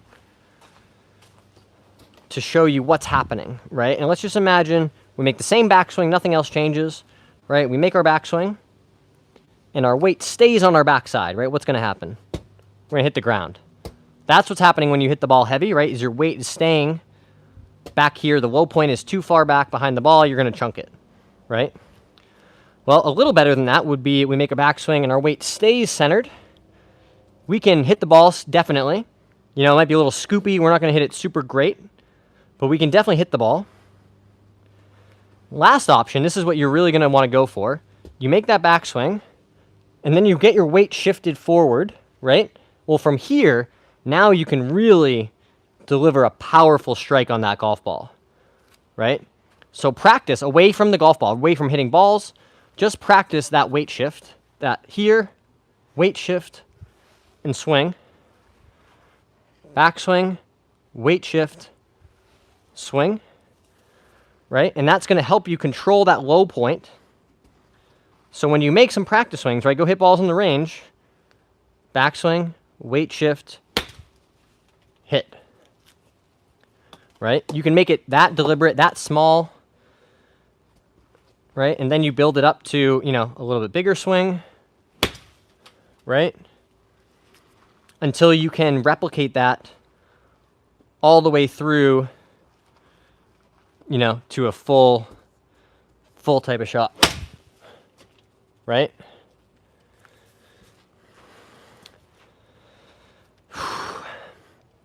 Mr. Birdie, I played the 10-finger grip for a year. Great for accuracy, terrible for distance. So that's an interesting perspective.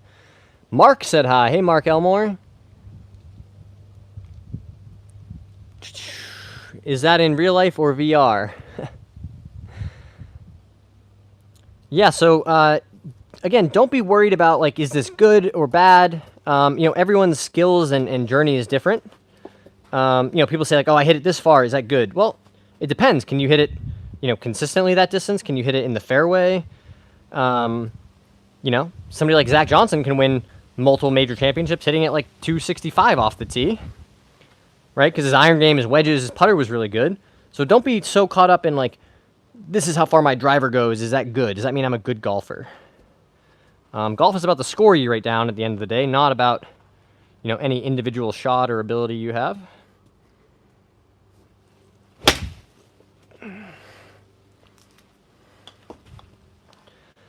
And if you're newer to golf, then, you know, remember, this is a journey. Your swing is going to change over time. Your ability will change over time. And that the important stuff is to enjoy the time, you know, be grateful to have a healthy body to be able to go out and play golf.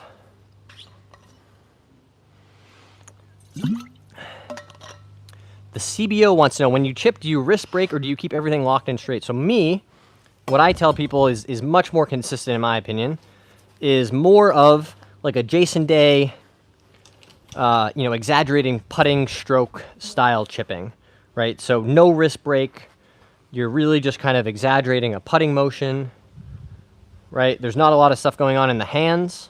None of this, right? You're just turning back and through. And that, I think, is an extremely consistent way to help people, you know, deliver some consistency in their chipping. Right? So just a simple back and through.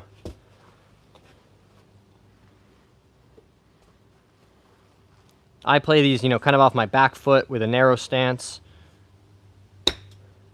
And I just, again, turn back, turn through. There's not a lot happening in the wrists or the hands. It's very easy to control the distance that way. Biking Bro said hi. What's up, Biking Bro? Appreciate you stopping by to say hello.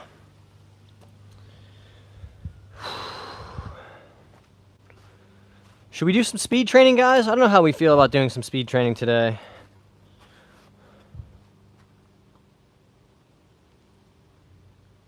Might save it for tomorrow, honestly, because I've been hitting a lot of balls, putting a lot of stress on the body, and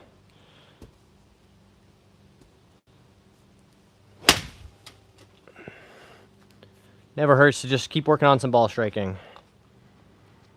I'm going to grab a 6-iron or maybe a 6-iron. Work on some striking with a longer club.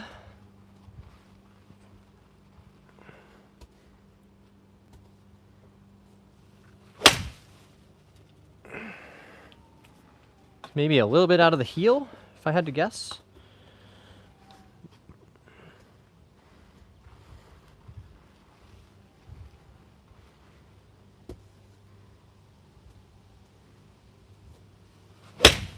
Oh, that was heavy.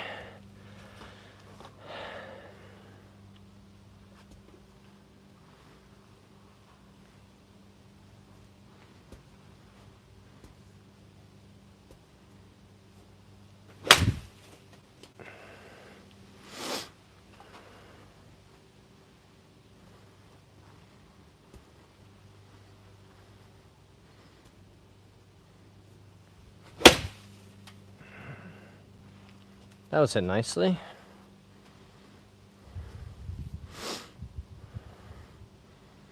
As you can see, we are struggling to find good turf spots on our mat now.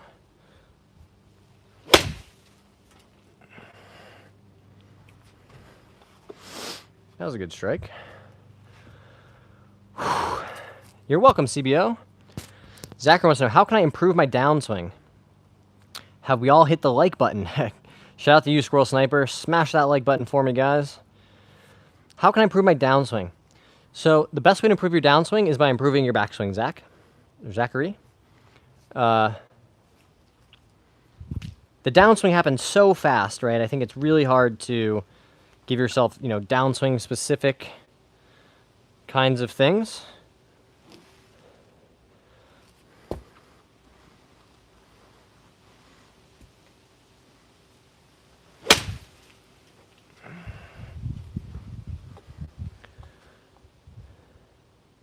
But tell me more about what specifically in your downswing you want to work on.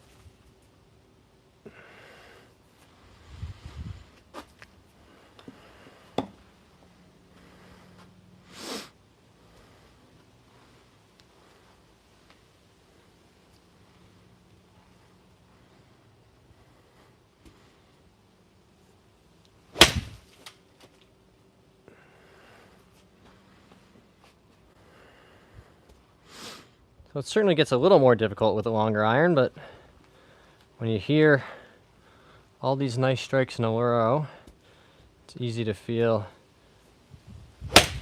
Oh, I shouldn't have said that. I jinxed it. Decided I would hit that one heavy just for funsies. How do I do a pivot table? Wrong chat. I could help you with a pivot table too. Maybe not in this context, but that's a different skill set that I do have. I spent thousands of hours in Microsoft Excel. Thoughts on regripping your own clubs? Ever done it? I actually did do it. I did it live on the stream maybe 2 months ago. Sometime in June. Actually, if you want to go back and watch that, I went through the whole process with all my clubs on a live stream. So I'm a big fan of regripping your own clubs. Great way to save some money. Make sure you get them just how you like them, right? How to get more spin? You need more speed, Dennis. What kind of net do you have? Great question, Arlo. Arlo, this is a Net Return Pro. You can click the link in the description of the live stream if you want to learn more about it. There's also a discount code if you're serious about your golf and you're really committed to getting better. You can save 10% with my code in the description. So click the link to learn more about Net Return if you want. It's an awesome, awesome product. Awesome, I'll go back and find that. Oh, you're welcome, Wraith. Yeah, I'm glad that will help. It's pretty straightforward, you just got to, the most tedious, time-consuming part is getting the old grips off, getting the old tape off, cleaning them up. Cameron, thoughts on lab putters? I think they are great. I bought one with my own money. I'm not sponsored by them or anything. I just was tired of missing short putts. I went out and got a DF3. It is very easy to get used to looking at it when you see the ball go in the hole so consistently. It's extremely forgiving. Just feels like the ball wants to roll, you know, where you aim it. It's not perfect, right? You're still going to miss putts. You're still going to pull some, push some. But check this thing out, guys. Put this in the bag. Been making a ton of putts recently, especially like inside 10 feet. It's been really fun. James says they are $600 the net return. Yeah, that sounds about right. Mine, I think the Pro was $695. It's a premium product, but it's an investment, right, guys? You know, I got tired of paying $20 for a bucket of balls every time I wanted to practice. And you think, well, that's a long way away from, you know, $695. But you think, well, if you're, you know, $20 a week or twice a week is $40 a week. If you did that every week, that's $2,000 a year, right? So you could have bought 3 of these, you know, in a year if you were spending that much on range balls. So, you know, I'm convinced that this is a product I'll have for 10 years. That I can come out here in some way or another and practice hitting shots, you know, with my net return for truly the next decade.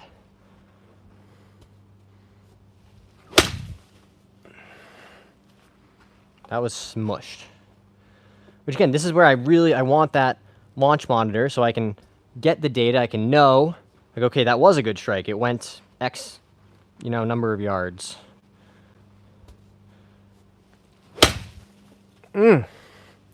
Crunching it now.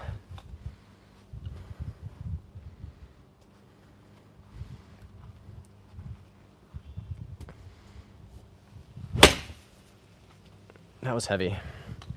That's the one where we just get a little off balance and it goes this way.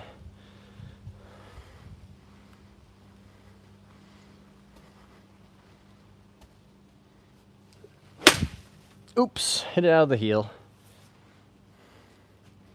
Been missing it out of the toe, so it's actually not a bad sign that we're now, you know, back closer to the center.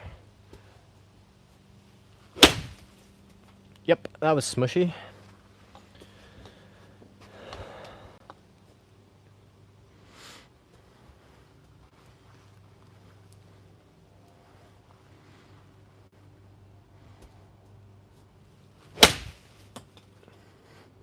Can't really hit it better than that, guys. That sounded as good as it's going to get for a 6-iron. What's your favorite course you've played? It's so hard to pick one. I've played so many amazing golf courses, from, you know, the Ocean Course, Sea Island, Firestone, Cabot, a couple different Cabots. Yeah, I think I'd have to really think about it. I don't know if I can come up with one, you know, like this is definitely the best one. How do I fix my slice on my driver, James wants to know. So if you're slicing it, you got to get the face more closed, right? Practice hitting some draws. The drill I would tell you, James, right? Imagine, you know, say you're going to set up right down the center of the fairway, and you're telling me, hey, sometimes I slice it over into the right rough. I want you to practice hitting it into the left rough, you know, on the driving range, right? Learn how to hit a big hook, and just tell yourself, like, imagine the whole right side is lava. You can't hit your ball over there. You got to learn how to close the face, get the ball going right to left, and end in those left trees, right? Get the ball going over that way. Because what I want you to do is build the skill set, right? Not just, you know, I could give you a drill that would straighten the ball out and you'd have no idea, you know, how to actually control the club face or the path. Because that's ultimately how we control trajectory, right? Is by altering, you know, the impact conditions, the face angle at impact, and sometimes the path into the ball, right? So build that skill set. Learn how to hit some big hooks, some big slices when you're practicing, right? You can get creative when you're practicing. You don't have to just, you know, make a bunch of full swings at the same target. Practice hitting some low ones, some high ones. You know, how do you alter the left to right or the right to left trajectory, right? You know, challenge yourself. Say like, hey, can I aim at the right edge of the range and get it to go all the way to the left side? And vice versa. Like, can I aim at the left side of the range and get it to curve all the way across, right? And really exaggerate. You know, like if you needed to hit a massive slice around a tree, right? How would you do it? I would sit up open at address, right? Feet are left, ball goes back. Takeaway is outside and steep, right? So learn by doing it, again, within the confines of your own swing, your own athletic ability. How do I produce those different shots? How do I get the ball turning and cutting? Mason wants to know, what irons are those? These are the Tacoma 301 CB irons. SB05 Ping Zing putter here, 20 years old, my best straight in golf putting. Love that. Yeah, so again, like I was saying earlier, putter technology, as much as I like my lab putter, right? You can putt really, really well with something that's 20, 30, 40, 50 years old, right?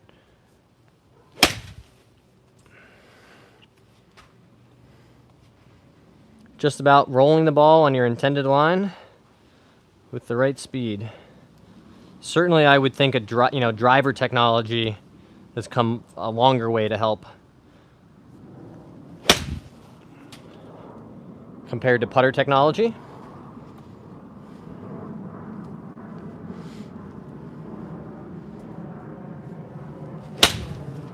Hear that, guys? It doesn't sound any better than that. That's as good as it can sound. That's just a fact. That's just a fact. It can't sound any better than that. Imran Khan said hi. Hey, Imran, where are you coming in from? Intended line with the right speed. I just want to get Certainly, I would think compared to putter technology, it doesn't sound. Hear that, guys? It doesn't sound. Yeah, I just had to go back and watch that really quick, guys. Thanks for indulging me. One of the more fun parts about doing this is when I make a good swing, I can go back and watch it back.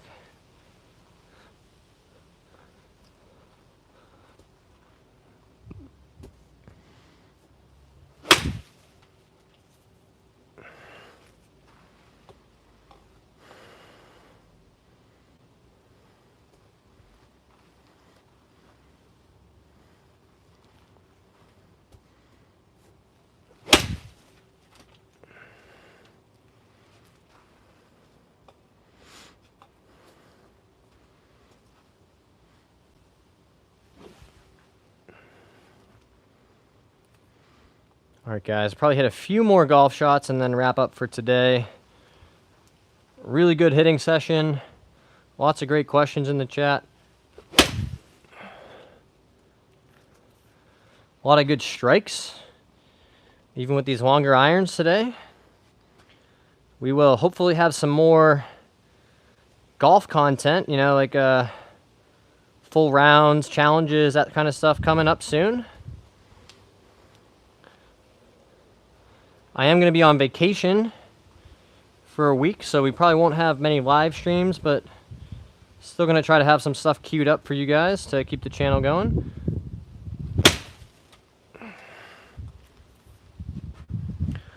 Never want to overdo it, right? How do you strike it in the center more? Good question, Forrest. So, like I've been telling these guys who've been hanging out for a while, really, really want you to work on your center contact, right? Your ball striking at slower speed, right? So I have a 6 iron here. I'll probably grab like an 8 or a 9 iron, right? If it was me trying to work on my contact, right? I'll grab an 8 iron. And if I'm on the driving range, right? Instead of trying to hit this, 160 yards in the air, I'm gonna try to hit it 30 yards, 40 yards, right? And make really small swings. And just practice hitting the center of the face, like I did there, right? And you could honestly do, 70, 80% of your practice with drills like this. And just build that skill. Understand, when working on technique, the technique of hitting the center of the club face, you're really going to be better served by slowing it down, right? Save your last 10 balls at the range for execution, right? Where you pick targets and go through your whole process. So like that one, I didn't fully, shift my weight as much. Caught it a fraction heavy, right? A groove high, you could say. So again, I'll just really dial it in. That was perfect. So you can do that drill a whole bunch. I know it's going to feel boring. Like, oh, I just want to make big full swings, hit the ball a long way. You can do that, but it's going to, slow your progress. You will make much more progress with your ball striking, if you learn how to hit the ball consistently at a slower speed, and then you add speed, right? So once you get to where you're like, hey, John, I can hit it perfectly, 9 out of 10 times with my little half swing. Then you say, okay, let's add a little more speed. It will get more difficult. You might drop from 9 out of 10 success to 5 or 6, right? And then you keep practicing at that higher speed until you get back up to 9 or 10, right? That's the whole, idea with consistency.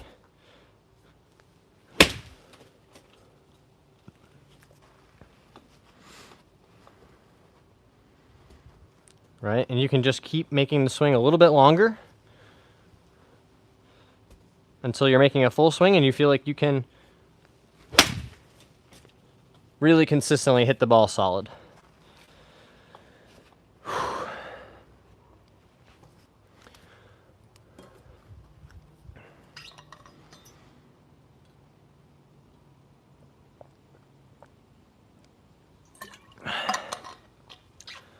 Oh man, what a wonderful day. Grateful to be out here, grateful to have time to stream and hang out with you guys. Grateful that my body feels good enough to, keep swinging, playing golf, hitting balls. Lots to be grateful for. A lot of crazy stuff happening in the world. So to have these moments of, quiet time by myself. I mean, I know I'm sharing it with you guys, but I'm really grateful for this time. And I appreciate you all sticking around to share it with me.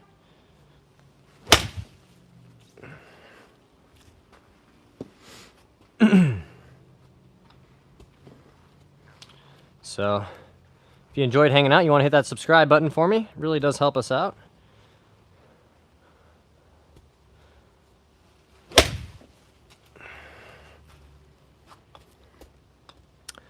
Pretty cool, guys. We did just hit 3,000 subscribers on the channel.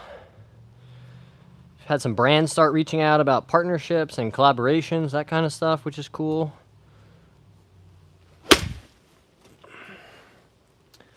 I'm probably going to be pretty selective with the kinds of stuff that I, want to represent and push out to you guys, right? Because I want this to be a cool place to hang out. It doesn't need to be, full of ads. And obviously I've talked about, I'd like to make this part of my career someday, be able to pay some bills with this stuff, do more YouTube, make more content. But it doesn't mean that, you got to start pushing crap, right? I've had some brands that are selling like really cheap training aids and stuff that I'm like, I wouldn't use this. If I wouldn't use it, would I try to sell it to other people? Probably not, right? So while it's a cool step and it's very validating for, where we're at with the channel, don't expect that stuff to start blowing up your feeds just yet.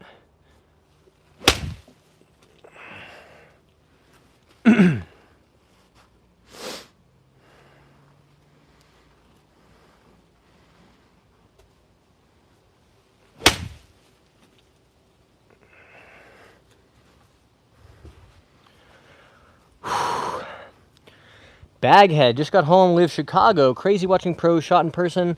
Love your live streams. Thanks very much, Baghead. I appreciate that nice comment. That's very cool. Yeah, it is. Isn't it crazy watching pros hit the golf ball in person? It's like unlike anything else. I'll never forget watching Rory hit drivers in the driving range at a tournament I went to. And you're just like, that sound, that like just watching a ball go 330 yards in the air. So crazy.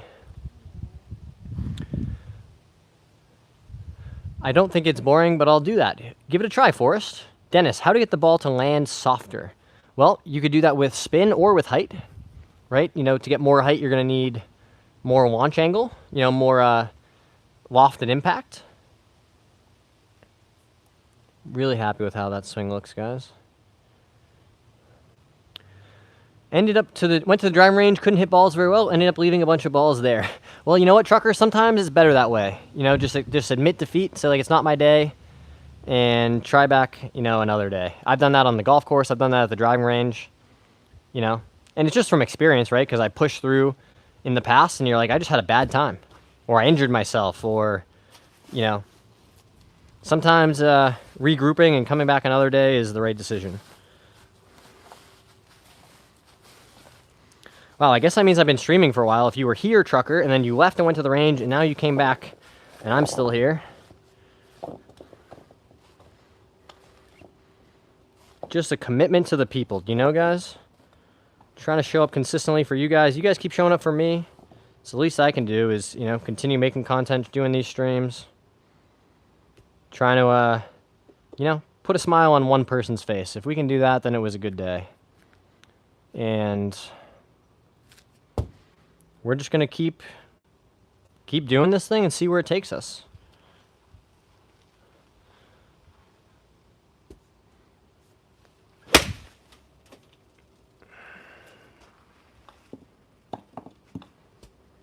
I'll be honest, guys, we've had a lot of traction on YouTube, but it's been a couple months now that I've been posting on Instagram, and maybe I just don't understand the platform or know like what does well there, but really have struggled to grow an audience on Instagram. So if you do want to help us out, go over to Instagram, follow me, John Young Golf.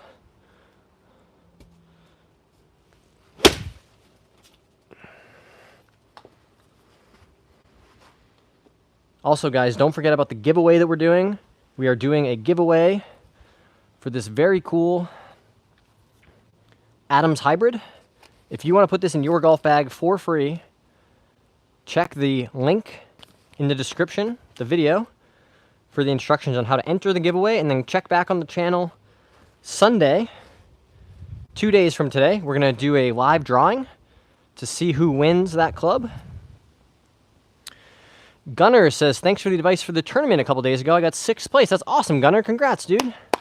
Well played. What's your setup in your bag? Good question, Caleb. It's a pretty weird setup at the moment. We've got driver, 5 wood, 7 wood, 5 hybrid, 5 through pitching wedge, 52, 56, 60 is 14 clubs with a putter. Got this new DF3 putter in the bag from Lab Golf. Hey, Julian's in here. What's up, Julian? Nice to see you. Keep it going for sure. Gonna hit the bed. Been working my awful swing, hoping to better it soon. Wishing you the best. Thanks very much, Julian. I appreciate you. Keep an eye out, Julian. We are also going to, we're going to try the chipping challenge that you did with 10 balls. Maybe I'll film that when we get done with the live here. And keep an eye out for that video. I might need to back it up slightly. It feels a little close to just chip into a bucket from right there, but we'll see what we can do.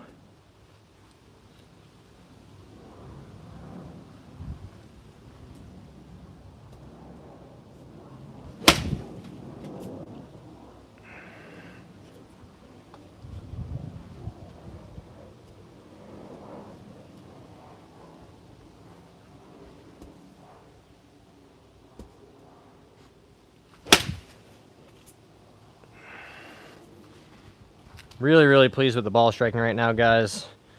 It's all thanks to you, right? You guys show up for me on these live streams. We get tens of thousands of views, lots of likes, new subscribers. It's so much easier for me to say, okay, that was fun. Let's go do it again tomorrow.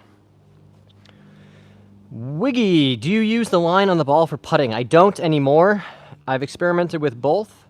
And as of right now, I'm just trying to be really reactive on the greens. Just try to, you know, use my body and my brain to feel like where I need to aim. You know, once I have a read picked out, and just try to trust what I'm feeling with my body, just, you know, roll the ball towards the hole. How long should I take lessons for? I just started, have my first tomorrow. Is it an ongoing thing or take a few? It was something around 10 feet of distance with a 60 degree. Awesome, Julian. Lessons can be ongoing if you want them to be, right? It's just about, you know, how often do you need somebody looking at your swing and your move if things get out of whack, right? So, you know, pros take lessons, right? Even once you've developed a really high skill level in golf. So it's just personal preference, right? What do you have time for, budget for, interest for? Fasty said, good stuff, John. You're the homie. I appreciate that, Fasty. Thanks very much. Chiho Ito said hi. Hey, Chiho. What's up, my dude? Welcome in, guys. If you haven't already, hit that subscribe button for me. We're going to keep trying to do more of this cool stuff. You know, making content, live streaming.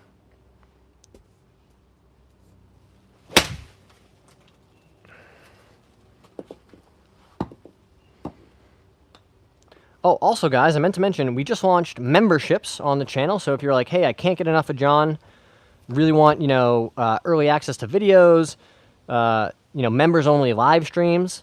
Hopefully that feature will be live on the channel pretty soon.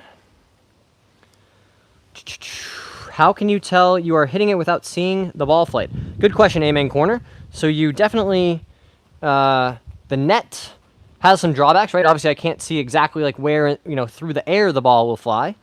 But I actually like that sometimes, right? When I'm working on my ball striking, just focused on, how I'm impacting the ball in the ground, right? So working on, hitting the center of the club face, hitting the ball, and then the turf. Not to mention just the consistency of being able to swing on a daily basis. I have a launch monitor here for the driver, so that works pretty well with driver to get some data on swing speed and other things. So I found there's a lot of benefits from hitting into a net. Not to mention, like you said, if you can't see the target in the ball flight, when you're working on mechanical things, right, in your swing or technique stuff, right, really exaggerating feels, it can be a lot easier not having to worry about where the ball goes, right? You can just, practice the movement with much less concern about the target and, did I actually hit the ball? Hit the ball to the target. So I found there's actually some benefits. It's not perfect, right? I wouldn't want all of my practice to be done in here. I do still go hit balls outside, but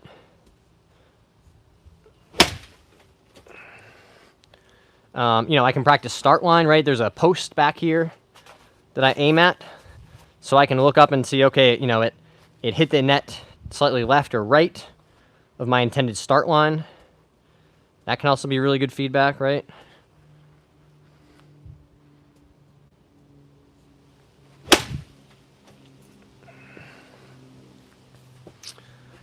So just like anything, there's pros and cons. Oliver wants to know what my handicap is. Usually around 0. 5:44 a.m., he says. Amen Corner says, thanks, just subscribed. Amazing. Ice23 is here. What's up, Ice23?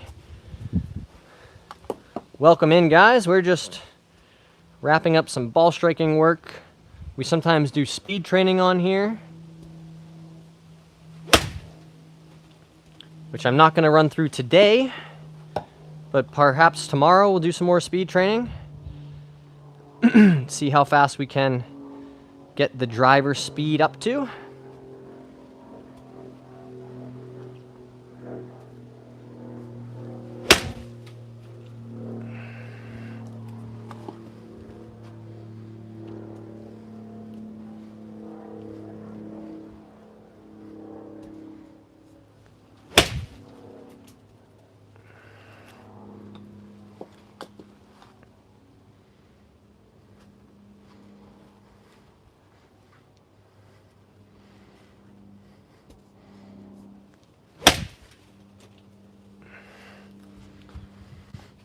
So like that one, I could tell the face was shut and that ball was probably going left.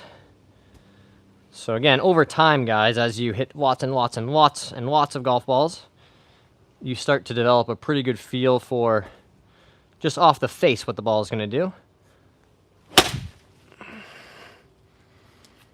That ball was going to go into the hole, wherever it was out there.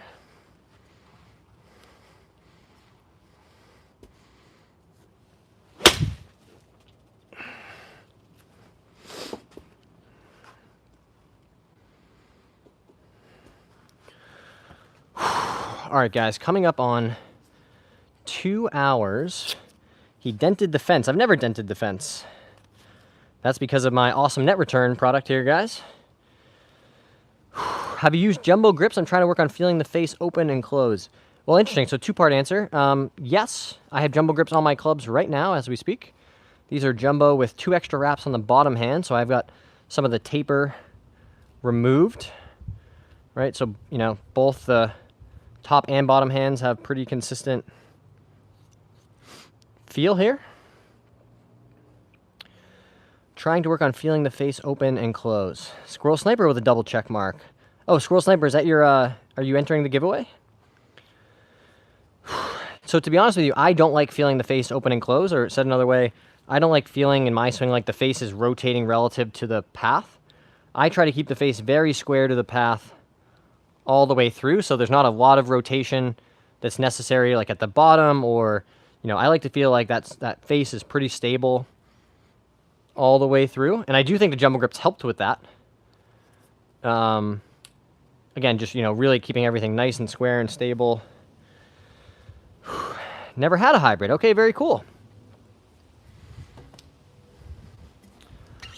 Well, we will make sure that you are included in the giveaway, Squirrel Sniper. Guys, if you want to follow us on Instagram, follow Firefighter Golf, enter the giveaway for this hybrid club. It's very cool. I'm just going to mail it to somebody, right? My own pocket, my own stuff, my own money. I think this is important work. I think it's necessary that we talk about mental health issues. And if doing a giveaway like this is a way to draw some attention to that, then I'm all for it. Thank you. The link is in the description. That's right, guys. Go check out the link in the description right now to enter the giveaway. We are giving away this Adams Idea Pro A12 Hybrid. Very, very cool piece of kit from back in the day, if you guys remember Adams Golf, with this awesome Matrix Ozic shaft in it. So really, really solid piece of equipment. If you're interested in supporting us, then enter the giveaway, and this could be yours. Squirrel Sniper said takes 2 minutes to enter. That's exactly right, 2 minutes. Just gotta drop a couple follows on Instagram, here on YouTube. Very easy stuff, guys. So I'm super grateful for all of the support, all the giveaway entrants, right? Everybody who said, hey, I actually, you know, that resonated with me. I can do that and help out and, you know, try to draw some attention. Amen Corner just got the QI35 7 wood and love it. Well, that makes us 7 wood bros, because I also have a QI35 7 wood in the bag. One of my favorite clubs, especially off the tee, right? It goes about 225 in the air, super high and straight. I love hitting it into par 5s.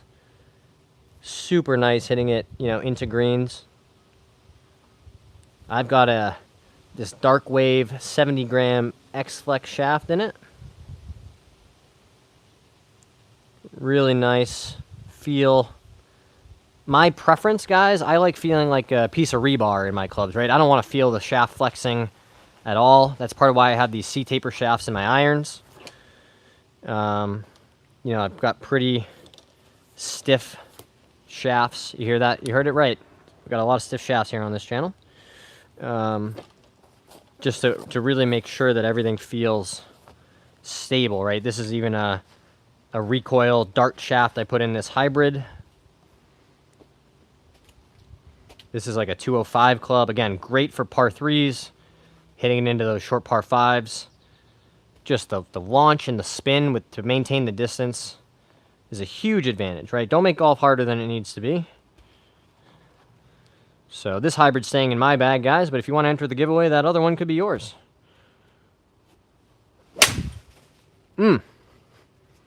Crunched. I'd love to be able to do a Happy Gilmore swing. I'd just be afraid that I would. That was actually hit pretty good, guys. Made sure we didn't hit the roof. Never forget what Michael Jordan said. The roof is the ceiling. Don't have Instagram, but I've subbed to you and Firefighter Golf on YouTube. All right, Stinka, you know what? Because I think that'll work. Just drop me a double check mark, Stinka. Stinka10. We'll make sure you get entered in the giveaway. Oscar said hi. Hey, Oscar.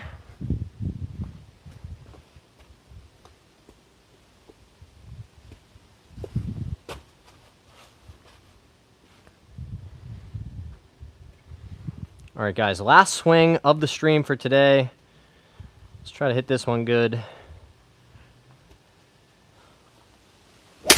Oh, yeah. Oh, yeah. To the moon. To the moon. Again, guys, thank you so much for all the support in the channel. We'll be back. Let me answer a few more questions. JT said, love the Sailor Jerry sleeves. Thanks very much. Big American traditional guy over here.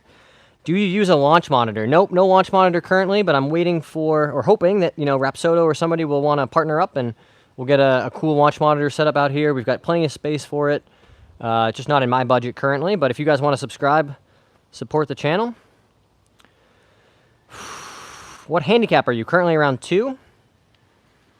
I tuned into your putting stream. Do you have your putting mat on carpet or something under it? So I use like a pretty cheap ball return from Amazon, although I would not recommend, I don't shop on Amazon anymore. That is where I got that product, the ball return.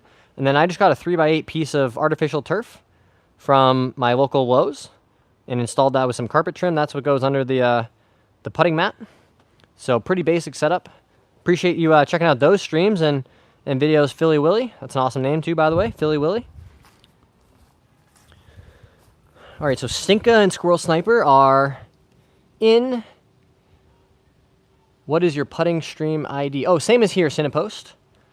Also, guys, let's get one more like. We can get to 50. Come on, give me 50 likes on the stream. We're at 49. Somebody hook it up. Show me 50. Show me 50. We can't turn it off till we hit 50. What is your putting stream ID? Yeah, same as here. Maybe we can do a putting stream later tonight. 4D. Thanks very much, bro.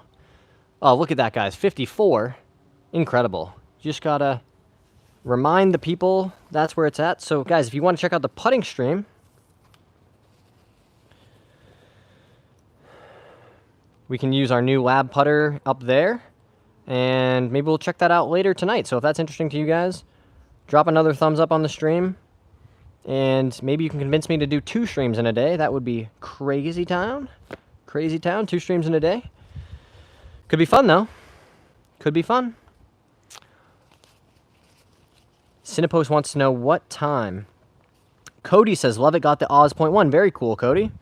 What do you think of the Oz Point 1? So I said I was going to turn the stream off, and here I am just, continuing to yammer on. But I've tried the Mez 1 in a broomstick putter. I used that most of last year as a failed experiment. I putted terribly with the broomstick. This is a DF3 that I really, really enjoy. Just like wants to start the ball on line.